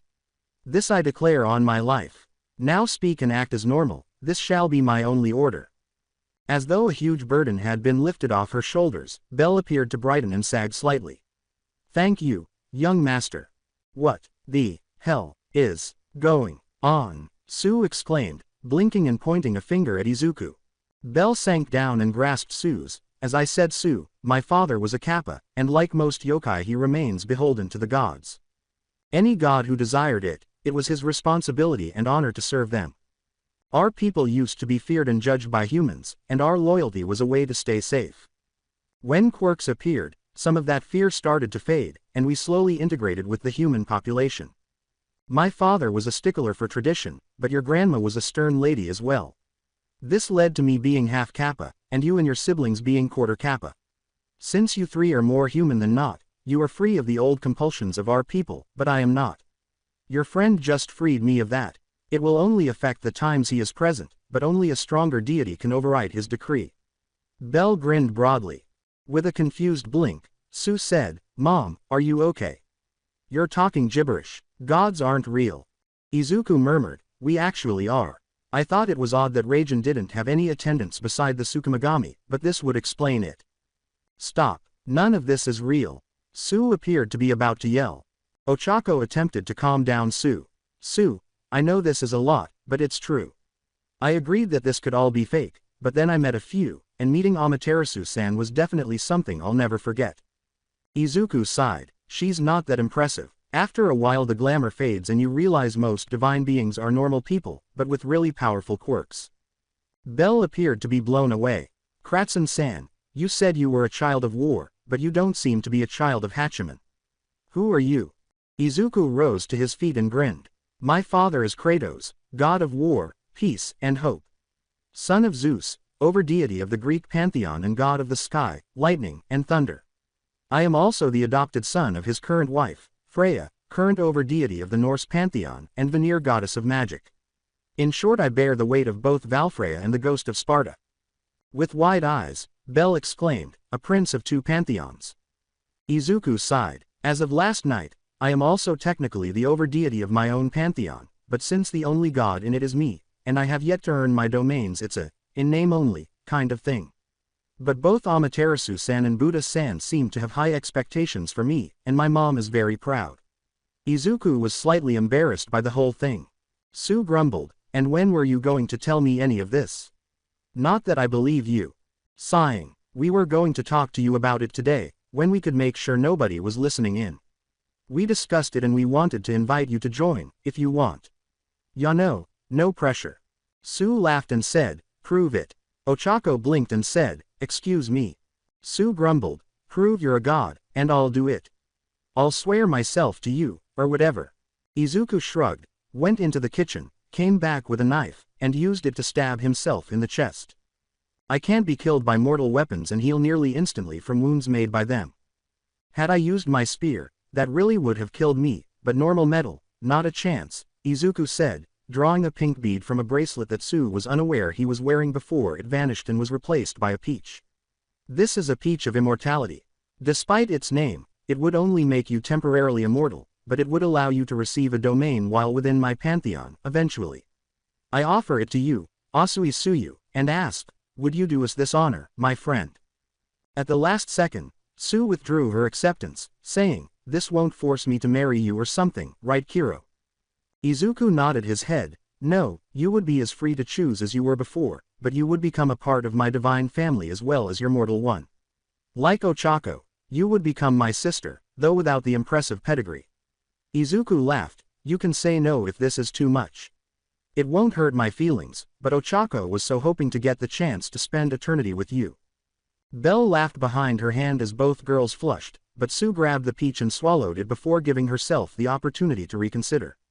Ochako exhaled, as happy as I am to see you join, you didn't need to swallow it whole. Did you even taste it? Ochako gasped, well now it's just a matter of time. Zuku, I'm going to take her upstairs to sleep it off. Izuku dismissed her, saying, go ahead. I'll take care of things down here. Go snuggle your princess, but no funny stuff. Wouldn't want her to actually become one now. Belle laughed as Ochako blushed and ran off with a drowsy Sue. Izumi listened to her parents' ongoing argument while sitting on her bed. For days it had been neatly continuous. Toshinori insisted that Izumi be tested after he had recovered. He made it apparent that he wanted to know if he would be having his daughter stolen from him as well, and he looked really upset and angry. Although the UA staff could understand the man's feelings, they were disappointed and a little irritated by his tone and less than tactful manner of expressing himself. As if who was and wasn't family was determined by something as insignificant as blood. Returning to the present, Izumi heard her mother sobbing in her room and doors slamming. Izumi turned and saw a smirking Athena standing in the corner. Now you see the cost. I tried to warn you, but you didn't want to listen.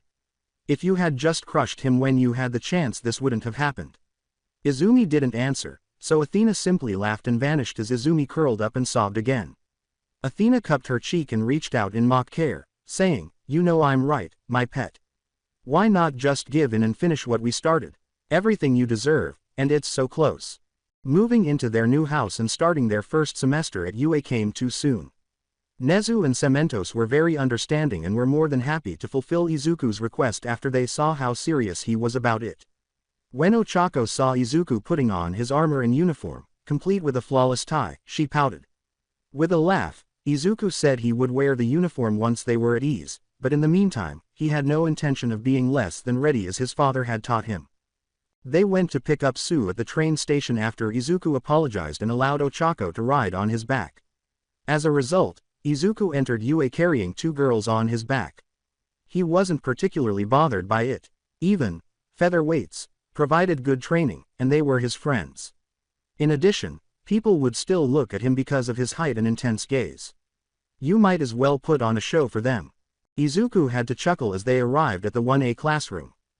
The doors were a significant addition. Did the principal anticipate trolls and giants in the classroom? Nevertheless, Izuku entered as if nothing strange had happened, and he saw some faces he wasn't expecting to see right away. Izuku couldn't help but notice how exhausted and depressed she appeared, and how Katsuki seemed to genuinely try to console her, even going so far as to physically hold her in defiance of the regulations against public displays of affection, while they were in the same corner. A few desks away, Katsumi and Shoka were whispering in low voices, but it was Shoto who truly caught Izuku off guard.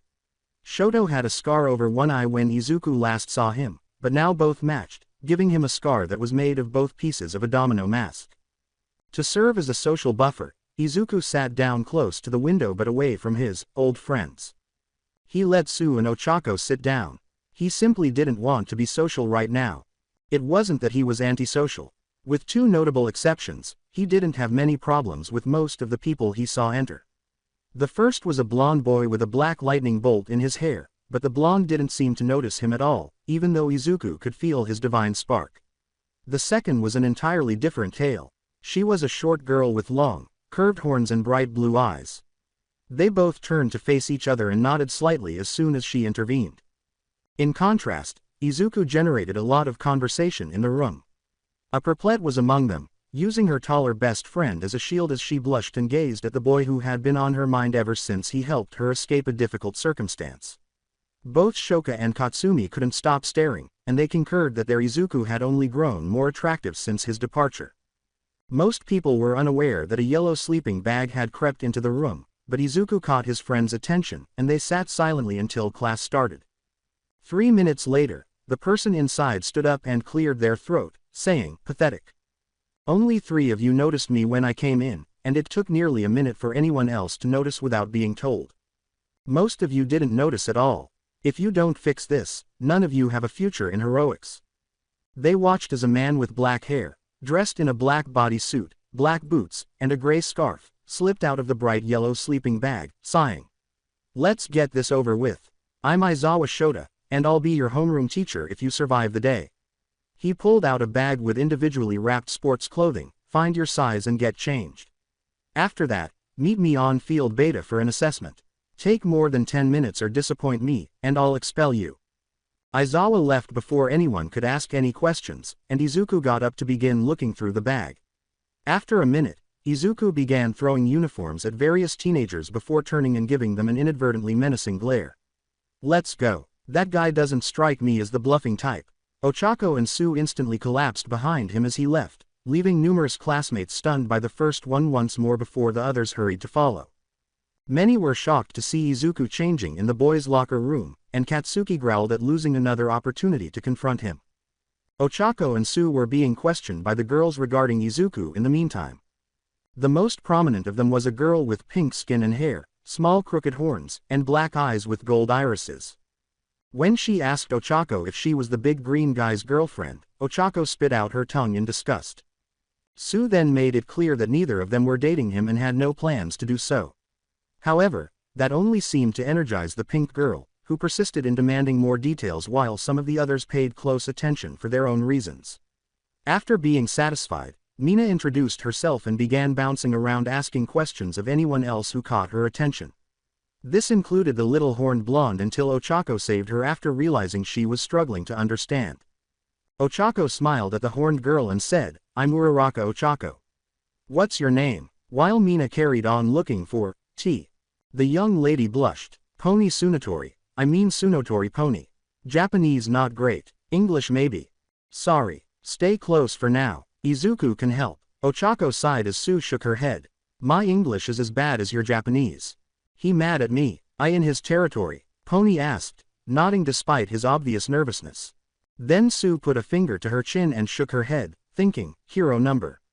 He did ask us to keep an eye on you though." Pony murmured, "That fair. I wouldn't trust an outsider either. Dad always said that anyone outside the tribe can't be trusted immediately." 7 minutes later, when the students reached field beta, they discovered Izuku dozing off next to a fence in his own sportswear and Aizawa appearing perplexed. What none of them noticed was the puzzled expression on Aizawa's face when he got to the field and saw Izuku standing exactly where he was. Ochako began to smirk and whispered to Sue while some of the others wondered who would go wake him. To their surprise, Sue's tongue suddenly protruded and slapped Izuku in the forehead, causing a wet smack. "Fuck, I hope you know this means war, little sister," Izuku said, grunting and swearing as he held his head and glared. Everyone, especially Izumi, Katsumi, Katsuki, and Shoka, looked shocked as Ochako giggled. "Whatcha gonna do, Jolly Green? Double training." Izuku grinned as he got to his feet. Ochako went pale. The statement, "for both of you," appeared to deflate Sue. "And no mochi, for 3 days." Sue patted Ochako's head and said, "You monster Kiro." Ochako collapsed to her knees, looking devastated. Izuku sighed. "Don't be overdramatic, Choko. You need to slow down anyway. You can't eat mochi with every meal." Sniffling, Ochako said, "Shows what you know. I totally can. Aizawa interrupted at that point, saying, this is all riveting theater, but some of us have better things to do than, whatever this is. You, Bakugo Katsuki, you scored the best on the practical after those two comedians. Get in the circle and throw that using your quirk. Anything goes as long as you stay in the circle. Katsuki snorted and grinned wildly as he positioned himself. Katsuki let the ball fly with a huge explosion following a wind-up and a cry of, die. People noticed Izuku had moved and was cupping a girl's ears as she blushed when they heard a squeak and could hear again. Taking advantage of our distraction to creep on a girl, not manly, scowled a red-haired boy with spikes. Ignoring him, Izuku smiled at the girl and said, you okay, rocker? The perplexed simply blushed and looked down, saying, why yaw, thanks. It's Kyoka Jiro by the way. Izuku laughed and said, well be careful, Kyoka. His quirk is incredibly loud and it would suck if anything happened to these cute ears. Izuku ignored the numerous looks he was receiving from various people, including the red-haired boy, Izumi, Katsuki, and the pink girl, and he moved away without noticing the almost nuclear blush on Jiro's face. As he displayed Katsuki's score of 708.4 meters, Aizawa cleared his throat. You're all familiar with the standard 8-part assessment, but you haven't been allowed to use your quirk for it, until now. The Board of Education may be old fools insisting on using pre-quirk averages to insist we're all created equal, but that's illogical and ignorant. Here at UA, we know that. That's why teachers are given the freedom we are. That way we can do anything and everything we need to in order to draw out as much potential as you've got. Today is your first test. Show me that you have potential, or I'll kick you out for someone that does. Now let's get started. Kirishima, Ashido, to the 50-meter dash line. The evaluation then got underway. For the 50-meter dash, most of the class received scores that were about average. Those who are more trained or athletic, such as Mashiro, Mina, Ochako, and Su, are performing marginally better. Then there were Izumi, the Todoroki twins, the Bakugo twins, Pony, Momo, and Izuku, powerhouses. Izuku almost beat her with a time of 3.2 seconds, but Pony finished first with a time of 2.8 seconds. The grip test came next, and while several readers were crushed, Shoji performed the best among those who weren't, scoring 540 kg. With half of the class easily clearing the box, the standing long jump turned into a joke, but that also signaled a change. Before every test, Izuku began to approach particular individuals covertly and whisper something in their ear, causing some to nod and laugh while others appeared to ignore him. For the repeated side steps, Mina, for example, removed her shoes and used her acid to make tiny divots in the ground that allowed her to bounce back and forth faster. Izuku slowed down and began yelling with each of his as people began to burn out while performing sit-ups. This created a rhythm that several people began to sync to and encouraged them to continue a little while longer. Izuku purposefully stayed in the back during the distance run, shouting encouragement whenever someone appeared ready to give up, regardless of his own score. By the time they reached the seated toe touch, Izuku didn't have to do much to persuade everyone to exert a little more effort. Aizawa's scarf-covered grin widened throughout. When they arrived at the final test, the majority of people were smiling despite their exhaustion, but Izuku stood out from the crowd. He appeared to be barely breathless, but many people gave him a respectful look. Kratos and San, I hope this isn't rude, but what exactly is your quirk? Some kind of super physique or extra stamina maybe? Momo asked, approaching him with a perplexed expression. Izuku chuckled, nope, to be honest, I haven't used it yet. It wouldn't really help. Are you saying you've been outpacing and outlasting us all day, with pure fitness? You must be joking. Momo blinked, and many others gaped. My quirk has nothing to do with what you've seen me do in the tests. That was all hard work and rigorous training from my dad. I won't say anyone could reach this level because it takes immense focus and dedication, but it's not impossible. At the end of the day, it's all about putting in the time and going beyond what you thought was possible, something everyone here should be familiar with since it's the UA motto, Izuku said, laughing and drawing a rune on his shirt that caused it to change into a hoodie before thrusting it away. So manly, Kirishima exclaimed, seemingly on the verge of tears. Ochako let out a deep breath. Izu, that's all fine to say, but didn't you tell me your dad made you run for 3 days non-stop once? Izuku smiled broadly as he recalled the event. That was a great weekend. Almost as nice as the 40-kilometer swim the next weekend. It was invigorating. Maybe I'll take you next time, Mochi not. It's a lot of fun. You just need to keep an eye out for ice flows. Ice flows. Hiro. Blinked Sue. Izuku smiled and shrugged, saying, "Yeah, we go in late fall when the water is perfect and near freezing." Momo took a moment to think. That's longer than the English Channel section swims used to prove themselves. What kind of hellish training did you go through? Izuku looked at her in confusion and said, "That wasn't training. That was just a relaxing trip. Dad's training was a lot harder than that." Izuku smiled and said, "My old man may be getting up there, but he hasn't lost a step. I've still never even gotten close to beating him in anything physical." The looks of confusion and fear were completely lost on Izuku, but that's also when Aizawa decided to draw everyone's attention back so they could complete the final test. Izuku's throw was saved for last by Aizawa, who may have known that everyone wanted to watch him do it. Nothing could match Ochako's effortless score of infinity, the ball leaving orbit, and arguably never stopping after that despite a few people cheering for Momo's 1.03 km cannon and Katsumi's 703.8 and Azumi's 812.1 meters. Izuku, however, appeared unimpressed and eager to see how well the majority of them could perform throughout it all. "Yaoyorozu, could you please make earplugs for Kyoka and anyone else with sensitive hearing, since I can't cover her again?" Izuku paused when it was finally his turn to do so. Momo blinked and complied with the request with a slight smile. Izuku reared back once more after she finished, and the ball broke the sound barrier and a few windows with a sonic crack. Despite everyone's eager anticipation, they only received an error message. A few bots returned with the charred-shedded remnants of the now demolished ball, and it took a few more minutes to figure out why. After calculating the results and grunting, Aizawa presented the class with their overall ranking. 1. Kratos and Izuku. 2. Yagi Izumi. 3. Yaoyorozu Momo. 4. Todoroki Shoto. 5. Todoroki Shoka. 6. Katsuki Bakugo. 7. Bakugo Katsumi. 8. Tsunotori Pony. 9. Asui Suyu. 10. Ochako Uraraka. 11. Fumikage Tokiyami. 12. Shoji Mezzo. 13. Ojiro Mashiro. 14. Kirishima Eijiro. 15. Ashido Mina. 16. Kota Koji. 17. Sato Rikido. 18. Kaminari Denki. 19. Jiro Kyoka. 20. Hagakure Toru. After that, Aizawa let out a sigh. "None of you failed this time, but those of you at the bottom, let this be a warning. Heroes are held to a higher standard. It's not fair and nobody cares.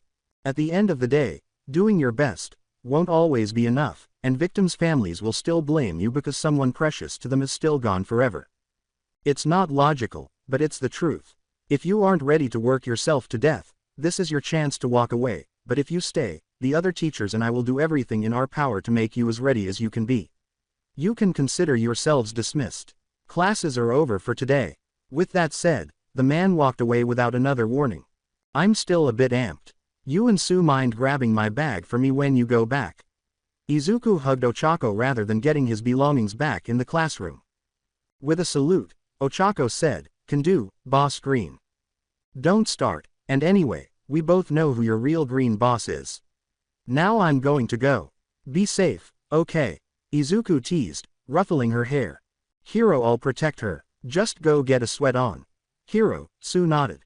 Izuku gave her a fist bump and left, following Aizawa's lead, but heading toward one of the campus gyms. When Izumi approached Ochako in the girls' locker room and punched her, the other girls backed up or prepared to separate them, but they froze when they noticed Izumi sobbing quietly. "Stay away from Izuku. You're not his sister. You'll never be his sister, so learn your fucking place, you clingy trash. I don't care what he says or anything else. He's my brother, my twin, and no toad or bob-haired sluts are going to take him away from me." Izumi growled as Ochako gave her a defiant look from the ground. Sue was about to intervene, but Shoka and Katsumi did so before her. Shoka crossed her arms and scowled to Izumi's face. "Stand down, Yagi. You've done enough, and we're not 5 anymore. You destroyed your relationship with Izuku, not us or anyone else. We thought you were getting better, but I guess not. We're not going to let you revert to the monster you used to be, and hurt him again. Ya know what, I'm done. If you and Kat want to become assholes again, that's your business, but I won't be a part of it." Turning around, Katsumi reached down to assist Ochako get up. "Sorry about her, round cheeks. Some people apparently never grew up. I know Izu probably told you what we did, and you have every right to hate us, but, if you ever need our help, we'll be there." "Right," Steamy. With a nod, Shoka said, whatever, whenever, I promise. You saved me from that slime villain, and I never thanked you for it. Hiro, my parents are spending some quality time with my little siblings tonight, and I was going to help Choco and Zuko move into their new place. If you want, you could join us to help out, Sue said, reaching out and grabbing Katsumi's shoulder. Ochako replied, yeah, more hands would make it go a lot faster. I can't speak for Izuku, but I know he doesn't hate you. Maybe try talking to him, and see what happens. Despite their stunned expressions, Katsumi and Shoka nodded their agreement. Jiro and Pony approached while Izumi stomped off with a sigh, and the majority of the other girls went back to changing. Pony nodded quickly behind Jiro as he tapped Ochako on the shoulder and said, mind if we join too? I still need to properly thank Kratosan for saving me, and Pony seems pretty insistent about talking to him about something. With a shrug, Ochako said, looks like we're going to have to order more pizza, but sure. Izuku, meanwhile, was making his way to Gym Alpha. He had easily received directions after asking a passing upperclassman where the school kept its weights and other equipment. With several rooms designated for particular training routes, such as one with a large drain in the floor and honeycombed walls that would occasionally fire balls that had to be avoided, or one with moving targets that had to be hit before they retreated back into the walls, Gym Alpha was a huge, compartmentalized space. An actual gym with high-tech weights, treadmills, and other equipment occupied the center of the space. When Izuku went to check if the weight machines could challenge him, still feeling a little loose from the quirk assessment, he discovered a curvaceous girl with pink dreadlocks fiddling with the main control console. Don't worry, baby, Mama's just going to give you a tune-up and make you better than ever. She laughed as he got closer. You don't look like Power Loader. Did he give you permission to tamper with this? Izuku said, laughing and extending his hand. Didn't ask, so he couldn't say no. Why, I'm just making it better, the girl said, waving him away. Now it should be able to go up to 50 tons. I just need a tester. She smirked as she closed the console. Izuku smiled. Really, that's perfect. I'll be happy to test it for you. After giving an owlish blink, the girl grinned widely and held out her hand, saying, Hatsume Mei, future CEO of Hatsume Industries. Izuku was beaming. Kratos and Izuku, future hero and current holder of the record on the entrance exam. Mei was vibrating. Oh, I like you. Want to sign a contract for my babies? As my first permanent customer, I'll throw in a 20% reduction on all future commissions. Izuku laughed. I like you too, Hatsume. Let's test this baby first, and if it goes well we'll see about a more permanent partnership. With an expression of overwhelm, Mei said, call me Mei, and yeah. Let's get to it. Izuku positioned himself to operate the machine, and Mei turned it on, causing a piece of metal that resembled a press plunger to descend until Izuku caught it and the machine recorded its initial position. When he was prepared, Mei began increasing the weight every time he called out or after 10 repetitions. Mei marveled at the machine's flawless operation as the weight began to increase from 1 to 2 to 3 tons. Izuku began to perspire around 18 tons, and Mei found herself flushed, first from all the praise and giggles Izuku gave her about how amazing her baby was, and then from the way the perspiration caused Izuku's shirt to stick to him. Mei had never given people much thought, but they rarely stayed long, so she had never had much of an opportunity. The console did not begin to overheat until they had reached 30 tons, but Izuku was too high to notice. Izuku was knocked to his knees when Mei attempted to fix it and it abruptly shut down to its maximum capacity. Mei was terrified that someone would be harmed for the first time. Normally, she was more concerned with resolving any issues that arose than with the fate of the unfortunate tester, but Izuku was different. He offered to test for her and was beaming as he gave her and her children praise. Mei had to make an effort to save him. When he dug into the console once more, it sparked and even caught fire, but then he saw something unbelievable and heard a roar. Izuku gritted his teeth and pushed back the plunger, his eyes glowing. The machine smoked as it shut down and locked up with a heave. Mei hurried to apologize as Izuku staggered forward, but Izuku just laughed. Where do I sign? He asked, lifting his face to meet her gaze. The feral smile on his face caught her attention. What? Mei froze. Izuku reached out to hold Mei's hand. Where do I sign? If you can find a way to push me like that, I want to keep you close. You're amazing, Mei, and I want to help you share your babies with the world. Mei matched his smile as she felt a tightness in her chest she had never experienced before. Yeah, no, If you become my official tester, they could be our babies, she said. Then let's make lots of babies together and show everyone why you're the best, said Izuku, grinning as he sat back. Mei couldn't resist hugging Izuku. Damn it, Hatsume. It's the first damn day. How can you already be causing problems? Exclaimed a man with thin, spiky ginger hair as he stormed over. Sorry, Uncle Maijima, but look, I made a friend, and he offered to help me test our babies. Isn't that great? Mei said, laughing as Izuku moved to protect his new friend. Power Loader was on the verge of yelling once more when he realized who Izuku was. Izuku snarled, this is just as much my fault as Mei's. I'll pay to have this repaired, if you want. And no, said Power Loader, stepping back, that's not necessary, Kratos-san. Mei laughed and Power Loader felt a chill go up his spine. He's right, Izu. I'll have it fixed in no time. No more accidents, I swear, but it would be a lot easier with your help. I'm strong, but not 50 tons strong after all. Mei nodded. After just one encounter, Mei lost all memory of people's names. She certainly didn't laugh, and she didn't offer an apology. He didn't like it, but he didn't know what was happening. As he nodded, Izuku simply grinned at Mei, and the two teenagers went to work, Power Loader frowning. Ochaki was using instructions from an email to guide a group of girls to the house Izuku had paid for while the repairs were being done. When the other girls noticed the big building partially obscured by the trees, they were shocked. What they thought would have been a cabin or small shack turned out to be a decent 2-story house with a large living room on the main floor, a full-sized kitchen, and at least 6 rooms on the second floor. Ochako laughed at the other people's astonished. Izuku got a part-time job working with some associates of his other mother and dad. Between them and his family they were very insistent Izuku get something both large and spacious. I haven't gotten the chance to meet the rest of his family yet, but they don't do things in half measures, I can tell you that. Exactly who are these associates? Momo, who had insisted on accompanying her best friend Jiro, asked Sue and Ochako with a suspicious expression while the majority of them were simply in awe. Sue reached for her cheek and cocked her face. Hiro, well, the main two are Kajiyaki-san from Justico and Shizukesa-san from Nirvana, the non-profit. Izuku's big brother helped out too, and as the owner of LowCorp he had a few suggestions as well. Hiro. The other girls gave Momo a strange look as she stepped back, her eyes wide. As she caught her best friend and helped her relax, Jiro was the one who asked, "Yao Momo, what's wrong? Have you heard of them?" Momo breathed deeply and nodded. Nirvana is an outreach organization that helps in disaster relief and education in third world and poverty-stricken areas worldwide. They came onto the scene just after quirks emerged and took the place of organizations like the Red Cross, Doctors Without Borders, and UNICEF during the dark age of the subsequent chaos. Justico is a private contractor for the Japanese government focusing on supplying, educating, and supporting law enforcement.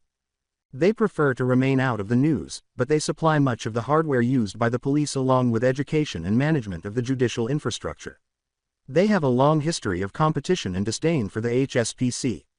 As for LowCorp, they are primarily a Western European company, but they are a big name in everyday convenience. I suppose the best way of describing them would be that they are the degenerate of that part of the world. Yup, when they heard Zuku passed the entrance exam, they reached out to form a partnership in the future. They were interested in putting together a hero agency, and instead of re-educating or working with someone that could already have connections with the HSPC or other parties they wanted to go with someone they could work with from the ground up. Ochako shrugged in response to everyone's wide-eyed stares before unlocking the door and leading the others inside. They discovered that the house was already set up within a minute of entering. So, we might have lied a little bit on why you're here. Hiro, we really just wanted to have a conversation with most of you about potentially joining us. Hiro, Sue said, directing the others to the couches while Ochako went to make tea for everyone. The majority of the girls began to glare. In what way, and why? We don't know you, and you don't know us. As they became more vigilant. You're not wrong, but not right either. She pointed to Katsumi and Shoka. At first, Izu didn't want us to reach out to either of you. Given your pasts, he wasn't sure what side you'd be on, but after we told him what happened at the entrance exam, and got chewed out for it, he told us to watch you.